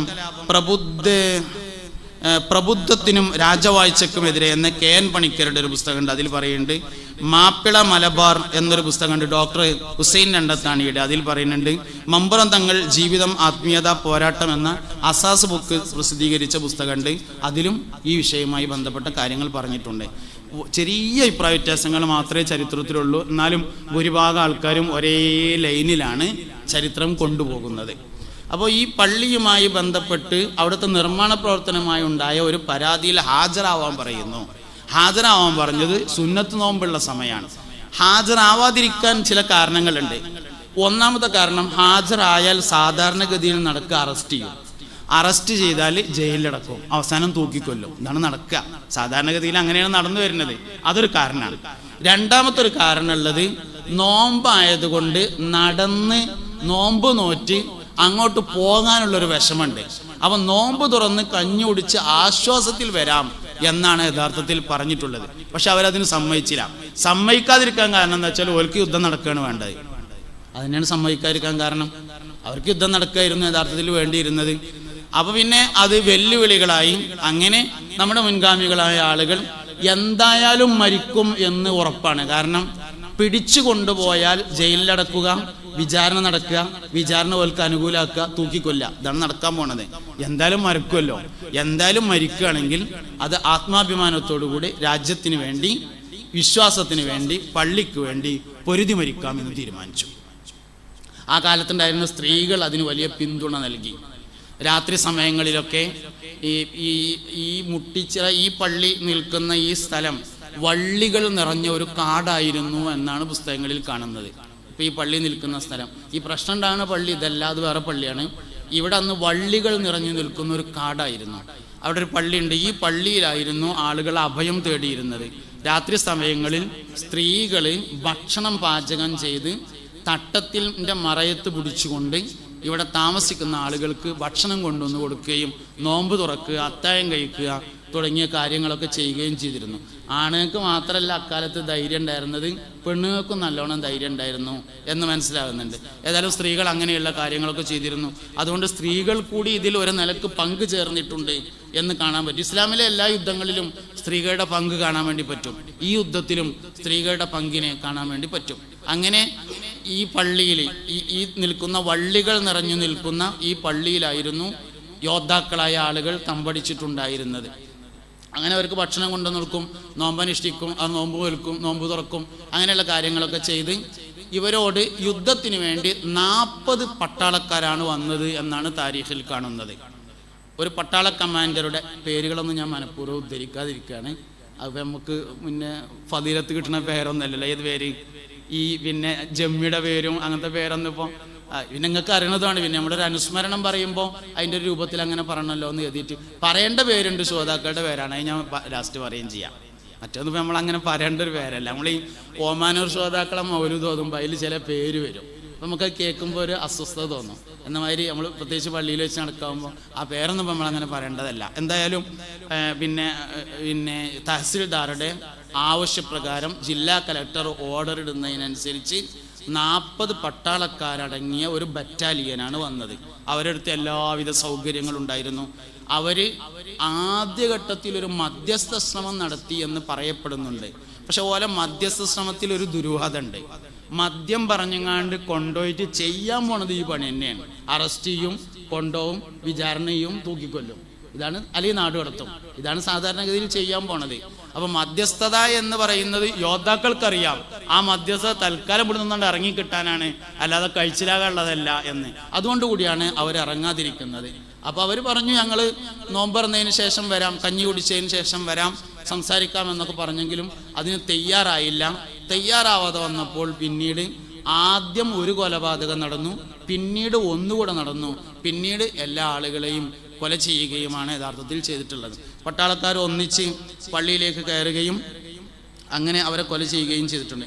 നമ്മളവിടെ ശ്രോതാക്കന്മാരുടെ മക്കാമിൽ എഴുതി വെച്ച റെക്കോർഡ് അനുസരിച്ച് ശ്രോതാക്കന്മാരുടെ പേര് 1 മാതാരി മൊല്ലമൂപ്പൻ എന്ന് പറയുന്ന ആളാണ്. മറ്റൊന്ന് കൈതകത്ത് മുല്ലക്കുഞ്ഞ് ഹസ്സൻ എന്ന് പറയുന്ന ആളാണ്. മൂന്നാമത്തേത് കൈതകത്ത് കമ്മുക്കുട്ടി എന്ന് പറയുന്ന ആളാണ്. നാലാമത്തേത് റളിയല്ലാഹു അൻഹു. അള്ളാഹു അവരെ തൊട്ടൊക്കെ തൃപ്തിപ്പെടട്ടെ. അവരുടെ ബറക്കത്ത് കൊണ്ട് അള്ളാഹു നമ്മുടെ ദുന്യവിയും ഉഖ്റവിയുമായ എല്ലാ മുറാദുകളെയും ഹാസിലാക്കി തരട്ടെ. വേറെ നാലാമത്തെ ആൾ കൈതകത്ത് പതിയിൽ മൊയ്തീൻ കുട്ടി എന്ന് പറയുന്ന മഹാനുഭാവനാണ്. അഞ്ചാമത്തെ ഈ മുൻഗാമികൾക്ക് വേറൊരു പ്രത്യേകത ഉണ്ട്. അതായത് നമ്മൾ ഈ സ്വാലിഹ്യങ്ങളെ പറ്റി പറയാന്ന് പറയല്ലോ. ശരിക്കും സ്വാലിഹ് എന്ന് പറഞ്ഞാൽ നമ്മളെ തൊട്ട് മുമ്പത്തെ തലമുറ നമ്മളെക്കാൾ ഒരുപാട് സ്വാലിഹായിരിക്കും. അത് കുറേ ആണ്ട് മേലേക്ക് പോകുന്നതിനനുസരിച്ച് സ്വലാഹിയത്തിൻ്റെ കതിർ വളരെ കൂടും. ഇപ്പോൾ സ്വാലിഹ്യങ്ങളെ പറയാന്നുണ്ട്. ഇപ്പോൾ എനിക്ക് ഓർമ്മയുണ്ട്, ഞാനൊരു 10 മണി 9:30 മണിയൊക്കെ ആകുമ്പോൾ 10 മണിയൊക്കെ ആകുമ്പോൾ വെള്ളിയാഴ്ച ജുമഅക്ക് ചെല്ലും. ഇപ്പം ഞങ്ങളുടെ വീടിൻ്റെ അടുത്ത് ഒരു ജുമഅത്ത് പള്ളി ഉണ്ട്. ആദ്യം കൊളത്തൂർ വലിയ ജുമഅത്ത് പള്ളി എന്ന് പറഞ്ഞാൽ തറവാട് പള്ളിക്കാണ് ജുമഅക്ക് പോവുക. അപ്പോൾ ഒരു 10 മണിക്കൊക്കെ ജുമഅക്ക് ചെല്ലുമ്പോൾ ഔത്തപ്പള്ളി നിറയെ ആൾക്കാർ അൽക്കഫ് ഓതുണ്ടാവും, പുറത്തപ്പള്ളി നിറയെ ആൾക്കാർ അൽക്കഫ് ഓതുണ്ടാവും. എനിക്കൊക്കെ സ്ഥലം കിട്ടിയ ചെരുവിലാണ് 10 മണിക്ക് ചെന്നാൽ കേട്ടോ. നമ്മുടെ പള്ളികളിലൊക്കെ അൽക്കഫും സലാത്തും എന്നൊരു ഏടുണ്ടാവും. ഇപ്പോൾ ബർക്കത്തിന് അവിടെ ഇരിക്കുന്നുണ്ടെങ്കിലേ ഉണ്ടാവുള്ളൂ. പഴയ പള്ളികളിലൊക്കെ അൽക്കഫും സലാത്തും അതെന്താ വെച്ചാൽ 3 അൽക്കഫ് ഓതി കഴിഞ്ഞിട്ട് അതിൻ്റെ ശേഷമുള്ള സലാത്തും ചൊല്ലും. ബഹുമാനപ്പെട്ട അബുൽ ഹസൻ ഷാദുലി റളിയല്ലാഹു അൻഹുവിൻ്റെ ഉസ്താദിനാൽ വലഅ് ചെയ്യപ്പെട്ടിട്ടുള്ള ജംഅ് ചെയ്യപ്പെട്ടിട്ടുള്ള ഒരു സലാത്താണ് അൽക്കഫും സലാത്തും എന്ന് പറഞ്ഞതിലെ ദലായിലുൽ ഖൈറാത്തിലെ ഹിസ്ബു യൗമുൽ ജുമുഅ എന്ന് പറഞ്ഞാൽ വെള്ളിയാഴ്ചക്ക് വേണ്ടി കണക്കാക്കപ്പെട്ടുള്ള ഒരു സലാത്താണ്. അൽക്കഫും സലാത്തും എന്ന് പറഞ്ഞാൽ ഏടിൻ്റെ പകുതിക്കെന്നാണ്ട് ഉണ്ടാകുക. 3 അൽക്കഫും പിന്നെ സ്വലാത്തും കഴിയുമ്പോത്തിനെ മുക്രിക്കാക്ക വാങ്ങി കൊടുക്കുള്ളൂ. ഇന്നിപ്പോൾ നമ്മളാണ്ട് ചെന്ന് മുസാഫിൻ്റെ എടുക്കുമ്പോത്തിന് മുക്രി വാങ്ങാൻ കൊടുക്കും. നമ്മളെ കുഴപ്പമല്ല, മൂപ്പരെ കുഴപ്പമാണ്, മൂപ്പർക്ക് നേരം വൈകിയിട്ട് എടുക്കാൻ പോകാൻ. അപ്പോൾ ഈ സ്വാലിഹ് എന്ന് പറഞ്ഞാൽ വല്ലാതെ മേപ്പെട്ടൊന്നും പോണ്ടി വരില്ല. സ്വാലിഹ്യങ്ങൾ പറഞ്ഞാൽ ഒരു 2 തലമുറ അപ്പുറത്തേക്കാണ് പറഞ്ഞാൽ തന്നെ ഓർക്കൊരു വെള്ളിയാഴ്ചക്ക് വേണ്ടി ഒരുങ്ങാൻ ഒരാഴ്ച 7 ദിവസം സമയം ഉണ്ടായിരുന്നു. ഈ പിന്നെ യുദ്ധവുമായി ബന്ധപ്പെട്ട് വെള്ളിയാഴ്ചയുടെ ഒരുക്കം പറയുന്നുണ്ട്. വെള്ളിയാഴ്ച പള്ളിക്ക് പോകാൻ വേണ്ടി വസ്ത്രം അലക്കിയിട്ടതിൽ തുപ്പുകയും വെറ്റില മുറുക്കി തുപ്പുകയും അഴുക്കാക്കുകയും ചെയ്തത് പ്രകോപനത്തിന് മറ്റൊരു കാരണമായി എന്ന് പറയുന്നുണ്ട്. ഒരു തുടക്കം അങ്ങനെയായി നമ്മുടെ ഈ മുട്ടിച്ചിറ ശ്രോതാക്കന്മാരുടെ താരീഖിൽ പറയുന്നുണ്ട്. മമ്പറന്തങ്ങളുടെ സാന്നിധ്യം ഈ യുദ്ധത്തിൽ വളരെ പ്രധാനമാണ്. എല്ലാ വിഷയത്തിനും മമ്പർത്ത തങ്ങളോട് അഭിപ്രായം ചോദിച്ചിട്ടായിരുന്നു പഴമക്കാരായ ആളുകൾ നീങ്ങിയിരുന്നത്. അത് പഴയ ആളുകളുടെ ഒരു രീതിയാണ്. പോലെ എന്ത് കാര്യം ചെയ്യുകയാണെങ്കിലും ആരെങ്കിലും പറ്റാവുന്ന ഒരാളോട് അഭിപ്രായം ചോദിക്കും. ഇന്ന് നമ്മൾ നേരെ തിരിച്ചാണ്. നമുക്ക് ഒരാളെ അഭിപ്രായം പറഞ്ഞാൽ പിന്നെ നമ്മൾ ചെയ്യൂല തീരെ. അങ്ങനെയാണ്. ഒരാളെ അഭിപ്രായം പറഞ്ഞതോ ഒരാൾ നിർദ്ദേശം തരുന്നതോ ഒന്നും നമുക്ക് ഇഷ്ടമല്ല. അതേ സമയത്ത് പഴമക്കാരങ്ങനെയല്ല, അവർ എന്ത് വിഷയങ്ങൾക്കും അഭിപ്രായം ചോദിക്കും. അപ്പം ഇങ്ങനെ ഈ വെള്ളിയാഴ്ച ജുമഅക്ക് പോകാൻ വേണ്ടി വസ്ത്രം അലക്കിയിട്ടതിൽ മുറുക്കി തുപ്പുകയും വൃത്തികേടാക്കുകയും ചെയ്തതിൽ അഭിപ്രായ വ്യത്യാസം ഉണ്ടായപ്പോൾ അക്കാലത്തെ ആളുകൾ മമ്പർത്ത തങ്ങളെടുത്ത് പോയിട്ടുണ്ടായിരുന്നു. മമ്പർത്ത തങ്ങൾ പാപ്പ റളിയല്ലാഹു അൻഹു നിങ്ങൾ ആരും പ്രകോപനം ഉണ്ടാക്കരുത് എന്നും സംയമനം പാലിക്കണം എന്നും പറയുകയും അങ്ങനെ സംയമനം പാലിച്ച് നിൽക്കുകയും ചെയ്യുന്നതിൻ്റെ ഇടയിലാണ് ഈ കേസും കുലുമാലും ഉണ്ടാകുന്നതും അതുമായി ബന്ധപ്പെട്ട് അന്വേഷണമില്ലാതെ ഹാജരാകാൻ വേണ്ടിയുള്ള ഓർഡർ വരുന്നതും ഹാജരായാൽ സംഭവിക്കാൻ പോകുന്നതിനെക്കുറിച്ചുള്ള മുൻധാരണ ഉണ്ടാകുന്നതും അങ്ങനെ ശ്രോതാക്കന്മാർ അതേമാതിരി 2ാം പ്രാവശ്യം ഉണ്ടാകുന്നുണ്ട്. അതിലേക്ക് ഞാൻ വരാം. അപ്പോൾ അങ്ങനെ മുൻഗാമികളെ കുറിച്ച് സജ്ജനങ്ങൾ എന്ന് പറഞ്ഞപ്പോൾ പറഞ്ഞതാണ്. അപ്പം അങ്ങനെ അത് മേലക്ക് 150 കൊല്ലമൊക്കെ കഴിയുമ്പോൾ അന്നത്തെ സ്വാലിഹ്യങ്ങൾ എന്ന് പറഞ്ഞാൽ നമുക്ക് സങ്കല്പിക്കാൻ കഴിയുന്നതിന് അപ്പുറത്തുള്ള ആൾക്കാരാണ്. പോലെ നോമ്പ് എന്നൊക്കെ പറഞ്ഞാൽ അങ്ങനെയാണ് സംഗതി. നമ്മൾ ഒരു 3 തലമുറ അപ്പുറത്തേക്ക് എടുത്താൽ തന്നെ സ്വലാഹിയത്തിൻ്റെ അളവ് വളരെ കൂടുതലാണ്. അതുകൊണ്ട് അങ്ങനെ മനസ്സിലാക്കാം. 4-ാമത്തെ ആൾ ഞാൻ പറഞ്ഞു കൈതകത്ത് പതിയിൽ മൊയ്തീൻ കുട്ടി എന്ന് പറയുന്ന ആള്. 5-ാമത്തെ ആള് റളിയല്ലാഹു അൻഹു കൈതകത്ത് എണ്ണക്കാട്ട് മായും കുട്ടി എന്ന് പറയുന്ന ആള്. 6-ാമത്തേത് കൈതകത്ത് പതിയിൽ വലിയ കുഞ്ഞാലൻ എന്ന് പറയുന്ന ആള്. ഈ വലിയ കുഞ്ഞാലൻ, ചെറിയ കുഞ്ഞാലൻ, അങ്ങനെ ആയത് ഈ പഴയ ആൾക്കാരുടെ ഓരോ പേരിൻ്റെ രീതി ഇതിൻ്റെ കൂട്ടത്തിൽ പറയാം. മുമ്പൊക്കെ ഒരു 10 വീട് ഇങ്ങനെ എടുത്താലേ, ഒരു 10 പേരെങ്ങനെയാണ് ചുറ്റളവിൽ എടുത്താലേ അതിൽ ഒരാളെ പേര് മുഹമ്മദ് ഉണ്ടാവും. ചിലപ്പോൾ അതൊന്നിങ്ങനെ ശരിയാക്കിയിട്ട് മഹമ്മദ് എന്നാക്കിയിട്ടുണ്ടാവും, മയമി എന്നാക്കിയിട്ടുണ്ടാവും, കുഞ്ഞായ്മത് എന്നാക്കിയിട്ടുണ്ടാവും, അങ്ങനെ എന്തെങ്കിലും ആക്കിയിട്ടുണ്ടാവും. അസുലൊന്നാണ്. വലിയ മുഹമ്മദിൻ്റെ അവിടുക്കാണ്ട് എത്തൂലാന്ന് തോന്നുമ്പോൾ വല്യപ്പൊന്നും ചെറുതാക്കിയിടുന്നതാണ് കുഞ്ഞായ്മത് എന്ന് പറയുന്നത്. അങ്ങനെ ഈ പേരുകളിലൊക്കെ ഉണ്ടാവും. അല്ലെങ്കിൽ മൊയ്തുണ്ടാവും, മീതി ഉണ്ടാവും, മീതിയും കുട്ടി ഉണ്ടാവും. ഞാൻ അവർക്ക് പിന്നെ ലക്ഷദ്വീപ് ചെന്ന സമയത്ത് അവിടെ നമ്മൾ ലക്ഷദ്വീപ് ചെന്നാൽ പോലീസ് ഓഫീസിൽ ചെന്നിട്ട് SIൻ്റെ മുമ്പിൽ ഒരു ഒപ്പിട്ട് കൊടുക്കണം. അപ്പം അങ്ങനെ ചെന്നപ്പോൾ പിന്നെ SIനോട് പേരെന്താന്ന് ചോദിച്ചു. അതിൽ പറഞ്ഞു പേര് കോയക്കിടാവ് എന്നാണ് പറഞ്ഞു. നമ്മളെ നാട്ടിലെ കോയക്കുട്ടിയാണ് സംഭവം, അവിടെ എത്തിയപ്പോൾ കോയക്കിടാവായതാണ്. ഇങ്ങനെയൊക്കെയുള്ള മലയാളീകരിക്കുമ്പോഴുള്ള വ്യത്യാസം. ഈ വലിയ അഹമ്മദ് റളിയല്ലാഹു അൻഹു, വലിയ കുഞ്ഞാലൻ, അത് പറഞ്ഞപ്പോൾ ഓർമ്മ വന്നതാണ്. 7-ാമത്തത് കൈതകത്ത് മമ്പുറത്തെ ഓടക്കടവത്ത് വലിയ കത്ത് മൊയ്തീൻ കുട്ടി റളിയല്ലാഹു അൻഹു എന്ന് പറയുന്ന ആള്. 8-ാമത്തത് മുട്ടിച്ചിറക്കൽ കുഞ്ഞാപ്പ എന്ന് പറയുന്ന ആള്. 9-ാമത്തത് തൊപ്പിയിട്ട മുഹമ്മദ് എന്ന് പറയുന്ന ആള്. 10-ാമത്തത് നായന്നൂർ മൊയ്തീൻ എന്ന് പറയുന്ന ആള്. 11-ാമത്തെ ഒരാൾ പേരറിയാത്ത ഒരാൾ എന്നാണ് എഴുതി വെച്ചിട്ടുള്ളത്. അവർ കാട്ടിപ്പരുത്തി ഗുരുക്കന്മാരിൽ നിന്ന് വന്ന ഒരു കുട്ടിയായിരുന്നു എന്ന് പറയപ്പെടുന്നുണ്ട്. പേരറിയില്ല. ഈ യോദ്ധാക്കൾ പള്ളിയിൽ ഉള്ള സമയത്ത് പുറത്തുനിന്ന് ഒരുപാട് ആളുകൾ വന്നു ചേർന്നിട്ടുണ്ട് എന്ന് പൊതുവെ ബ്രിട്ടീഷുകാർക്ക് ഒരു അഭിപ്രായം ഉണ്ടായിട്ടുണ്ട്. പക്ഷെ പുറത്തുനിന്ന് അങ്ങനെ കൂടുതൽ ആളൊന്നും വന്നിട്ടില്ല. ഈ ഒരാൾ പുറത്തുനിന്ന് വന്ന ആളാണെന്ന് പറയുന്നുണ്ട്.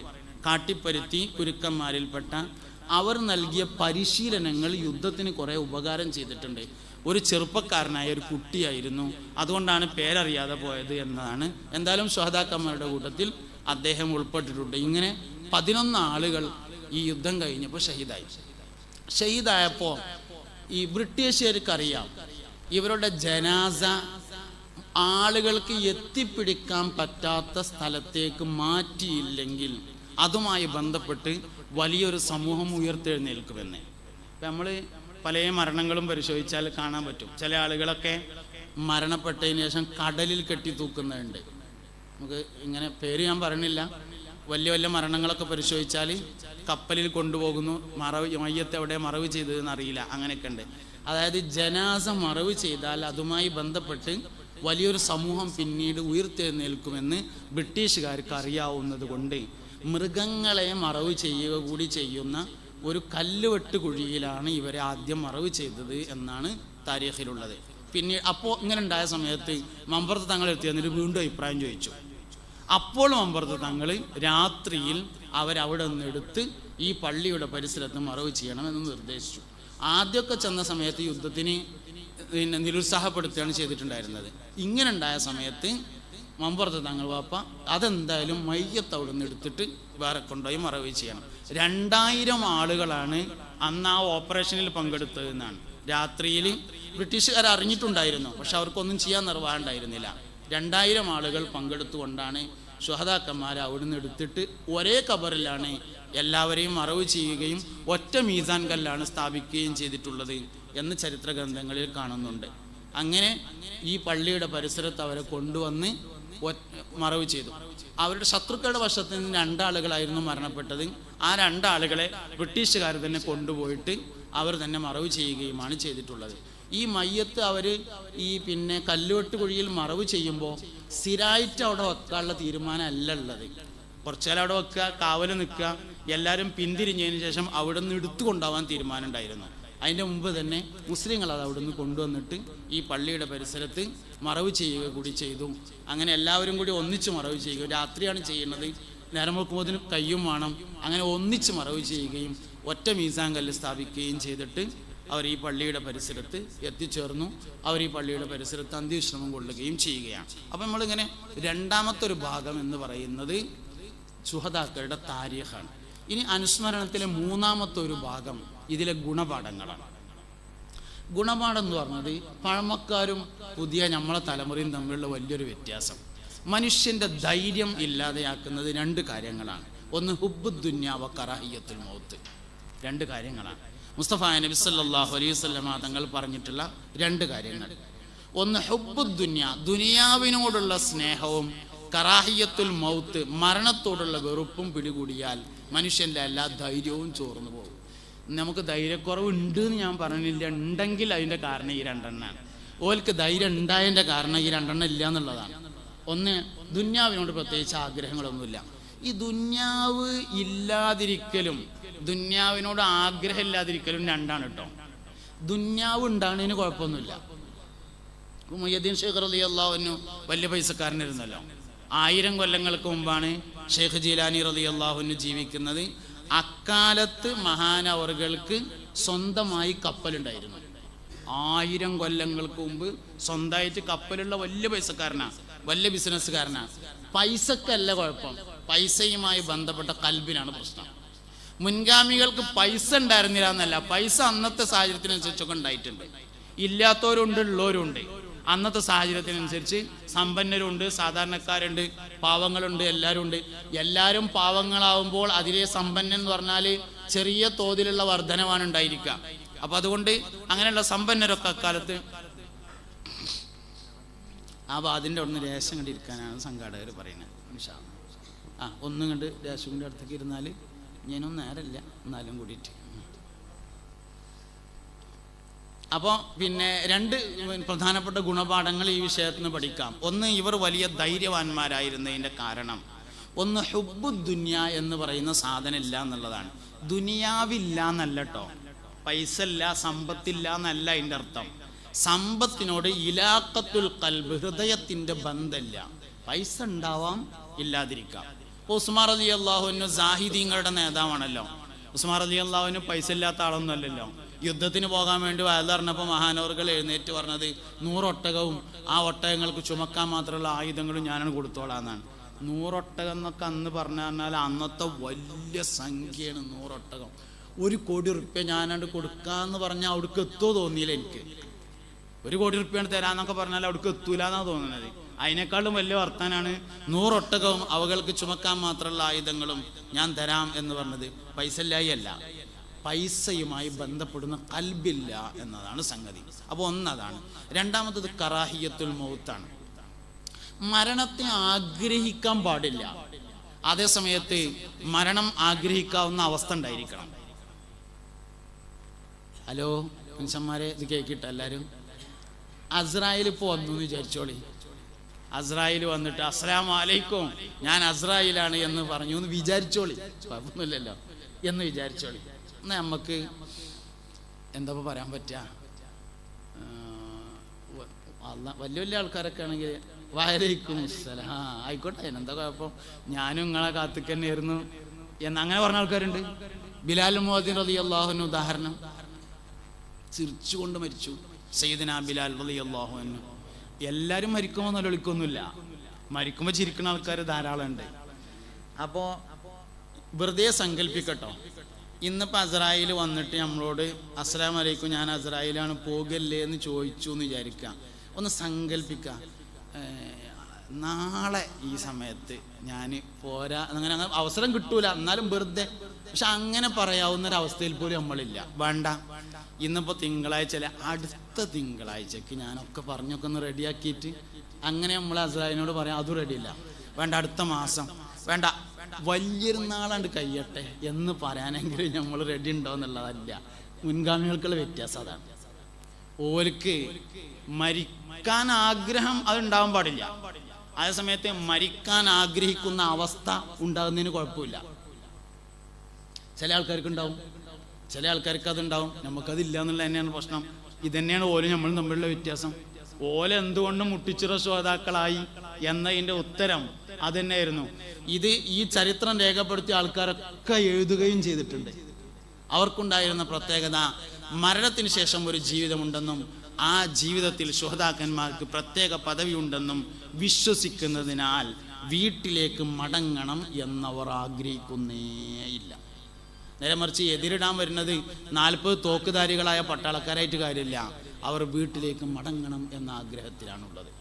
ഈ 2 കാര്യങ്ങൾ, ഒന്ന് ഹുബ്ബുദ്ദുന്യയും 2 കറാഹിയത്തുൽ മൗത്തും അവർക്കില്ലായിരുന്നു എന്നും എനിക്കുണ്ട് എന്നതുമാണ് അവരെയും നമ്മളെയും വേർതിരിക്കുന്ന പ്രധാനപ്പെട്ട ഘടകം. അപ്പോൾ ചരിത്രത്തിലെ ഏറ്റവും പ്രധാനപ്പെട്ട ഗുണപാഠമായി നമ്മൾ മനസ്സിലാക്കേണ്ട ഒരു കാര്യം അതാണ്. മുൻഗാമികളെ നമ്മൾ എപ്പോഴും പഠിക്കണം. അവർ വലിയ സാലിഹ്യങ്ങളാണ്. ഓൽക്കും 365 ദിവസമാണ് ഒരു കൊല്ലം എന്ന് പറഞ്ഞാൽ, ഞമ്മക്കും 365 ദിവസമാണ്. ഓൽക്കും ഒരു ദിവസം എന്ന് പറഞ്ഞാൽ 24 മണിക്കൂറാണ്, ഞമ്മക്കും 24 മണിക്കൂറാണ്. ഓൽക്കും ഒരാഴ്ച എന്ന് പറഞ്ഞാൽ 7 ദിവസമാണ്, ഞമ്മക്കും 7 ദിവസമാണ്. അള്ളാഹു തആലക്ക് 2 സ്വർഗ്ഗമില്ല, ഒരു സ്വർഗ്ഗമാണുള്ളത്. 8 വാതിലുണ്ട്. ഏത് വാതിൽ കൂടി ചെന്നാലും ഒരുത്തൂൾക്കാണ് എത്തുക. അവിടെ 950 കൊല്ലം അള്ളാഹുവിൻ്റെ മാർഗത്തിലേക്ക് ആളുകളെ ക്ഷണിച്ച നൂഹ് നബി അലൈഹി ഇസ്ലാം ഉണ്ടായിരിക്കും. അവിടെ തന്നെയാണ് സയ്യിദുനാ അബൂബക്കർ സിദ്ദീഖ് റളിയല്ലാഹു അൻഹു ഉള്ളത്. അവിടെ തന്നെയാണ് ബഹുമാനപ്പെട്ട ഹുജ്ജത്തുൽ ഇസ്ലാം അബൂ ഹാമിദ് അൽ ഗസാലി റളിയല്ലാഹു അൻഹു ഉള്ളത്. അവിടെ തന്നെയാണ് മുട്ടിച്ചിറ ശുഹദാക്കളുള്ളത്. അവിടേക്ക് തന്നെയാണ് നമ്മളും ചെല്ലാനുള്ളത്. സ്വർഗം ആഗ്രഹിക്കാം, വേറൊരു സ്വർഗമില്ലല്ലോ. ഓല് പോണ അതേ സ്വർഗമാണല്ലോ ഉള്ളത്. അതുകൊണ്ട് ഏറ്റവും ചുരുങ്ങിയത് പടച്ചോനെ അതേമാതിരി ഒന്ന് ആകെങ്കിലും യുദ്ധമാണെന്നോ അല്ലെങ്കിൽ ഷഹീദാവണം എന്നോ അല്ല, അവരുടെ മനക്കരുത്ത് പോലെയുള്ളൊരു മനക്കരുത്ത്, അവരുടെ ക്വാളിറ്റി എന്തായിരുന്നോ ആ ക്വാളിറ്റിയെ നേടിയെടുക്കാനുള്ള ഒരു സന്നദ്ധത അത് നമുക്കുണ്ടായെങ്കിൽ എന്ന് ആഗ്രഹിക്കാനെങ്കിലും കഴിയുക എന്നതാണ് ചരിത്ര പഠനത്തിൻ്റെ ഏറ്റവും പ്രധാനപ്പെട്ട ഗുണപാഠമായി നമ്മൾ മനസ്സിലാക്കേണ്ടത്. എല്ലാ കാലവും ഒരുപോലെയല്ല, എല്ലാ സാഹചര്യവും ഒരുപോലെയല്ല. ഇക്കാലത്തെ മുത്തഖീങ്ങളായി, ഇക്കാലത്തെ ഏറ്റവും ഈമാനുള്ള മുഅ്മിനീങ്ങളായി, ഈ കാലഘട്ടത്തിലെ ഏറ്റവും വലിയ സാലിഹീങ്ങളായി ജീവിക്കാൻ നമുക്ക് സാധ്യമാവണം. അതിനായിരിക്കണം മുൻഗാമികളായ മഹത്തുക്കളെ നമ്മൾ അനുസ്മരിക്കുകയും ഓർക്കുകയുമെല്ലാം ചെയ്യുന്നത് എന്ന് മാത്രമാണ് ഈ അനുസ്മരണ പ്രസംഗത്തിൻ്റെ ഭാഗമായി പറയാനുള്ളത്.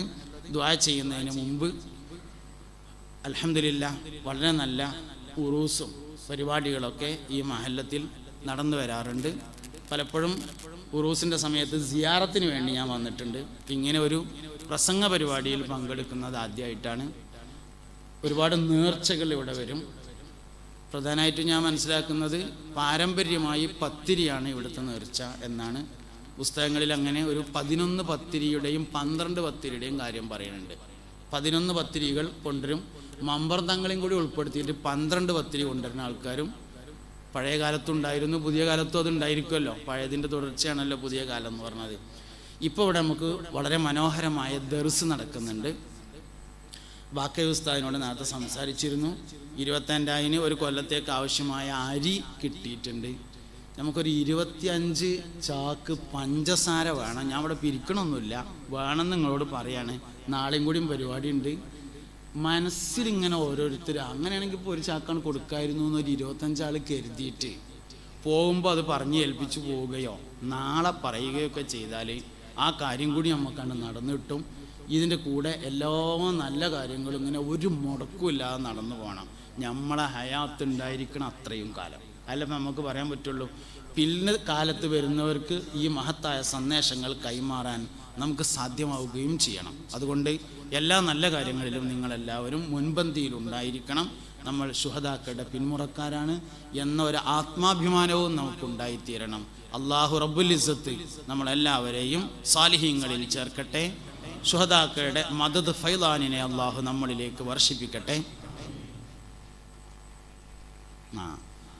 അതാ പറഞ്ഞത്, പിന്നൊക്കെ വെക്കണ്ടെന്നാണ് പറഞ്ഞത്. ആ 25 ചാക്ക് പഞ്ചസാര ഇപ്പം തന്നെ അങ്ങോട്ട് പറയുകയാണെങ്കിൽ ഇവിടെ എഴുതി വെച്ചാൽ ദോരക്കുമ്പോൾ ഒരു ഉഷാറും കിട്ടും. അങ്ങനെയാണെങ്കിൽ 4 ഇങ്ങനെ അരി കൊടുത്തവർക്കും കൊടുക്കാൻ പറ്റായൊന്നുമില്ല. കായുള്ളവരല്ലേ കൊടുക്കുക, അരിയുള്ളവരല്ലേ കൊടുക്കുക. അപ്പോൾ അതുകൊണ്ട് ഒരു 25 അത് പറയുന്ന ആൾക്കാരുടെ നെയ്യത്തനുസരിച്ചാക്കാം. ഈ 100 കിലോത്തിൻ്റെ ചാക്കുണ്ട്, 50 കിലോത്തിൻ്റെ ചാക്കുണ്ട്. അത് പറയുന്ന ആൾക്കാരുടെ 2000 റുപ്യാണ് വരിക. ഇൻഷാ അല്ലാഹ് 50 കിലോത്തിൻ്റെ ചാക്ക് 2000 ചാക്ക് 2000 റുപ്യാണ് വരിക. അങ്ങനെ ഒരു 25 ആൾ ഉണ്ട് പറഞ്ഞാൽ കൊല്ലത്തിലടക്കം എപ്പോഴേലും കൊടുത്താൽ മതി, സൗകര്യം പോലെ. ഓരിങ്ങനെ ചോദിക്കും, അപ്പോൾ അങ്ങനെ ചോദിക്കുന്നതിനനുസരിച്ച് കൊടുക്കും. മന്നാനിയ ഇൻഷാ അല്ലാഹ് ഫൈസൽ മന്നാനി ഉദ്ഘാടനം ചെയ്തിട്ടുണ്ട്. അള്ളാഹു കബൂൽ ചെയ്യട്ടെ, സന്തോഷത്തിലും റാഹത്തിലാക്കട്ടെ, മുറാദുകൾ അള്ളാഹു തആല ഹാസിലാക്കി കൊടുക്കട്ടെ. ശുഹദാക്കളുടെ മദദ് ഫൈലാനിനെ അതിൽ പങ്കെടുക്കുന്ന എല്ലാവരിലേക്കും അള്ളാഹു വർഷിപ്പിക്കട്ടെ. ഫൈസൽ മന്നാനി 3 ഒരു ചാക്ക് പറയും. പേര് പറയും. ഫാറൂഖ്. അള്ളാഹു തആല ബർക്കത്ത് ചെയ്യട്ടെ, കുടുംബത്തിൽ ബർക്കത്ത് ചെയ്യട്ടെ, സന്തോഷത്തിലും റാഹത്തിലാക്കി കൊടുക്കട്ടെ. ഞാരയിലൊക്കെ പറയും. Salim care of. ഒന്നും കണ്ട് സജീവമായിട്ട് ഇറങ്ങി. എനിക്ക് ആൾക്കാരെ പേരറിയാത്തണ്ട. സുലൈമാനക്ക. അള്ളാഹു ബർക്കത്ത് ചെയ്യട്ടെ, സന്തോഷത്തിലും റാഹത്തിലാക്കട്ടെ. അതൊന്ന് പേരെഴുതി, ഒന്ന് പേര് പറഞ്ഞാണ്. ഹബീബ് 10 മൂച്ചി. അള്ളാഹു തആല ബർക്കത്ത് ചെയ്യട്ടെ, സന്തോഷത്തിലും റാഹത്തിലാക്കി കൊടുക്കട്ടെ. കുടുംബത്തിൽ അള്ളാഹു തആല ബർക്കത്ത് ചെയ്യട്ടെ, മുറാദുകളെ അള്ളാഹു തആല ഹാസിലാക്കി കൊടുക്കട്ടെ.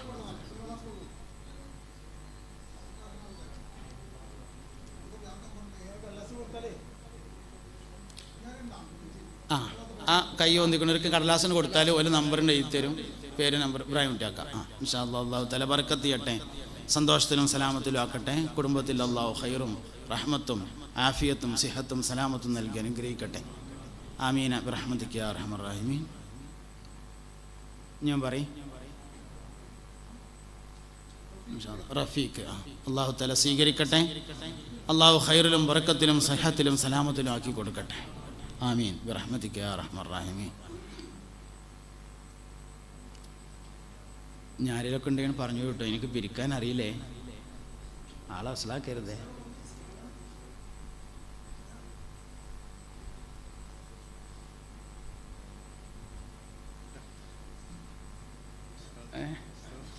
വാക്കയോ റഷീദ് വാക്കോയി. ഇൻഷാ അല്ലാഹ് അല്ലാഹു തആല ഖൈറിലും ബർക്കത്തിലും സിഹത്തിലും സലാമത്തിലും ആക്കട്ടെ, മുറാദുകളെ ഹാസിലാക്കി കൊടുക്കട്ടെ. ഒരു ചാക്കരി ഉണ്ടല്ലേ, സന്തോഷത്തിലും റാഹത്തിലാക്കി കൊടുക്കട്ടെ. ഇൻഷാ അല്ലാഹ്. അല്ലെങ്കിൽ ഇപ്പം മൂല്യന്മാരാണ് ഉഷാറ്. എന്നോടൊക്കെ ആൾക്കാർ കായ് കടം ചോദിക്കും. സംശുദ്ദീൻ ഫൈസി അൽഹംദുലില്ലാ മാഷാ അല്ലാഹ്. ഏരി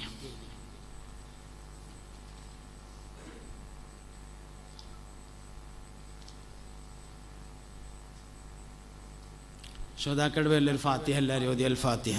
അഊദു ബില്ലാഹി മിനശ് ശൈത്വാനിർ റജീം. ബിസ്മില്ലാഹിർ റഹ്മാനിർ റഹീം.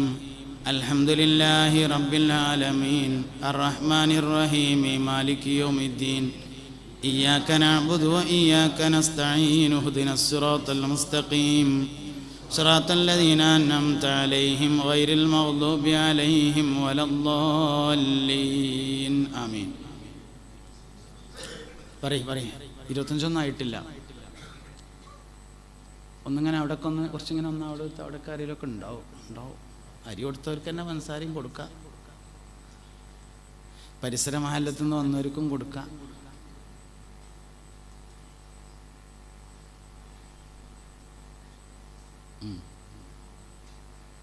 ഇൻഷാ അല്ലാഹ്. പേരെന്തെയ്യുന്നു? അബ്ദുസ്സലാം. മാഷാ അല്ലാഹ്. അല്ലാഹു തആല അബ്ദുസ്സലാം. വീട് എവിടെയായിരുന്നു? കാക്കഞ്ചേരി. മാഷാ അല്ലാഹ്. അള്ളാഹു ഖൈറിലാക്കട്ടെ, സിഹത്തും സലാമത്തും നൽകട്ടെ, മുറാദുകൾ അള്ളാഹു ഹാസിലാക്കി കൊടുക്കട്ടെ. ശുഹദാക്കളുടെ ബർക്കത്ത് കൊണ്ട് അള്ളാഹു സുബ്ഹാനഹു വ തആല ഇതിൽ പങ്കെടുക്കുന്ന എല്ലാവരുടെയും എല്ലാ മുറാദുകളെയും ഹാസിലാക്കി കൊടുക്കട്ടെ.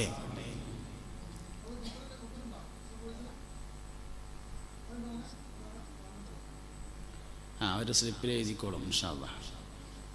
പേരും നമ്പറും സ്ലിപ്പിൽ എഴുതി കൊടുത്താലും മതി, ബന്ധപ്പെട്ടോളും. വിളിച്ചാൽ കിട്ടുന്ന നമ്പർ എഴുതണം എന്ന് മാത്രം. വലിയ പ്രഭാഷകന്മാർക്കൊക്കെ എഴുതി കൊടുക്കലുണ്ട്, ചിലവർ വിളിച്ചാൽ കിട്ടാത്ത നമ്പറേ. ഞാൻ പിന്നെ അങ്ങനത്തെ ഒരു പ്രഭാഷകൻ അല്ലാത്തതുകൊണ്ട് കിട്ടുന്ന നമ്പറിനെ അയക്കാറെന്ന് വിചാരിക്കുക. തമാശയാണ് കേട്ടോ. ബാക്കി നടന്നോളും. ദ്വാരന്നാലോ ഇൻഷാ അല്ലാഹ്.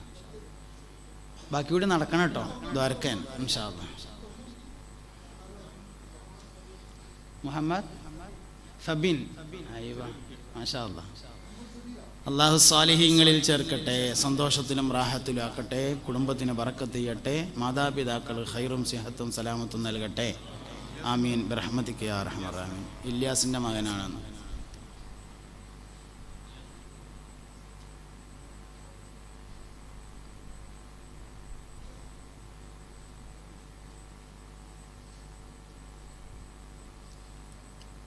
ബാക്കി കൂടി കൊടുത്താൽ മതി ഇട്ടങ്ങൾ ദ്വാരക്കട്ടെ. ഞാൻ ബാക്കി എഴുതിക്കോളും ഇൻഷാ അല്ലാ. പേരെന്താ? CV ഷിഹാബ്.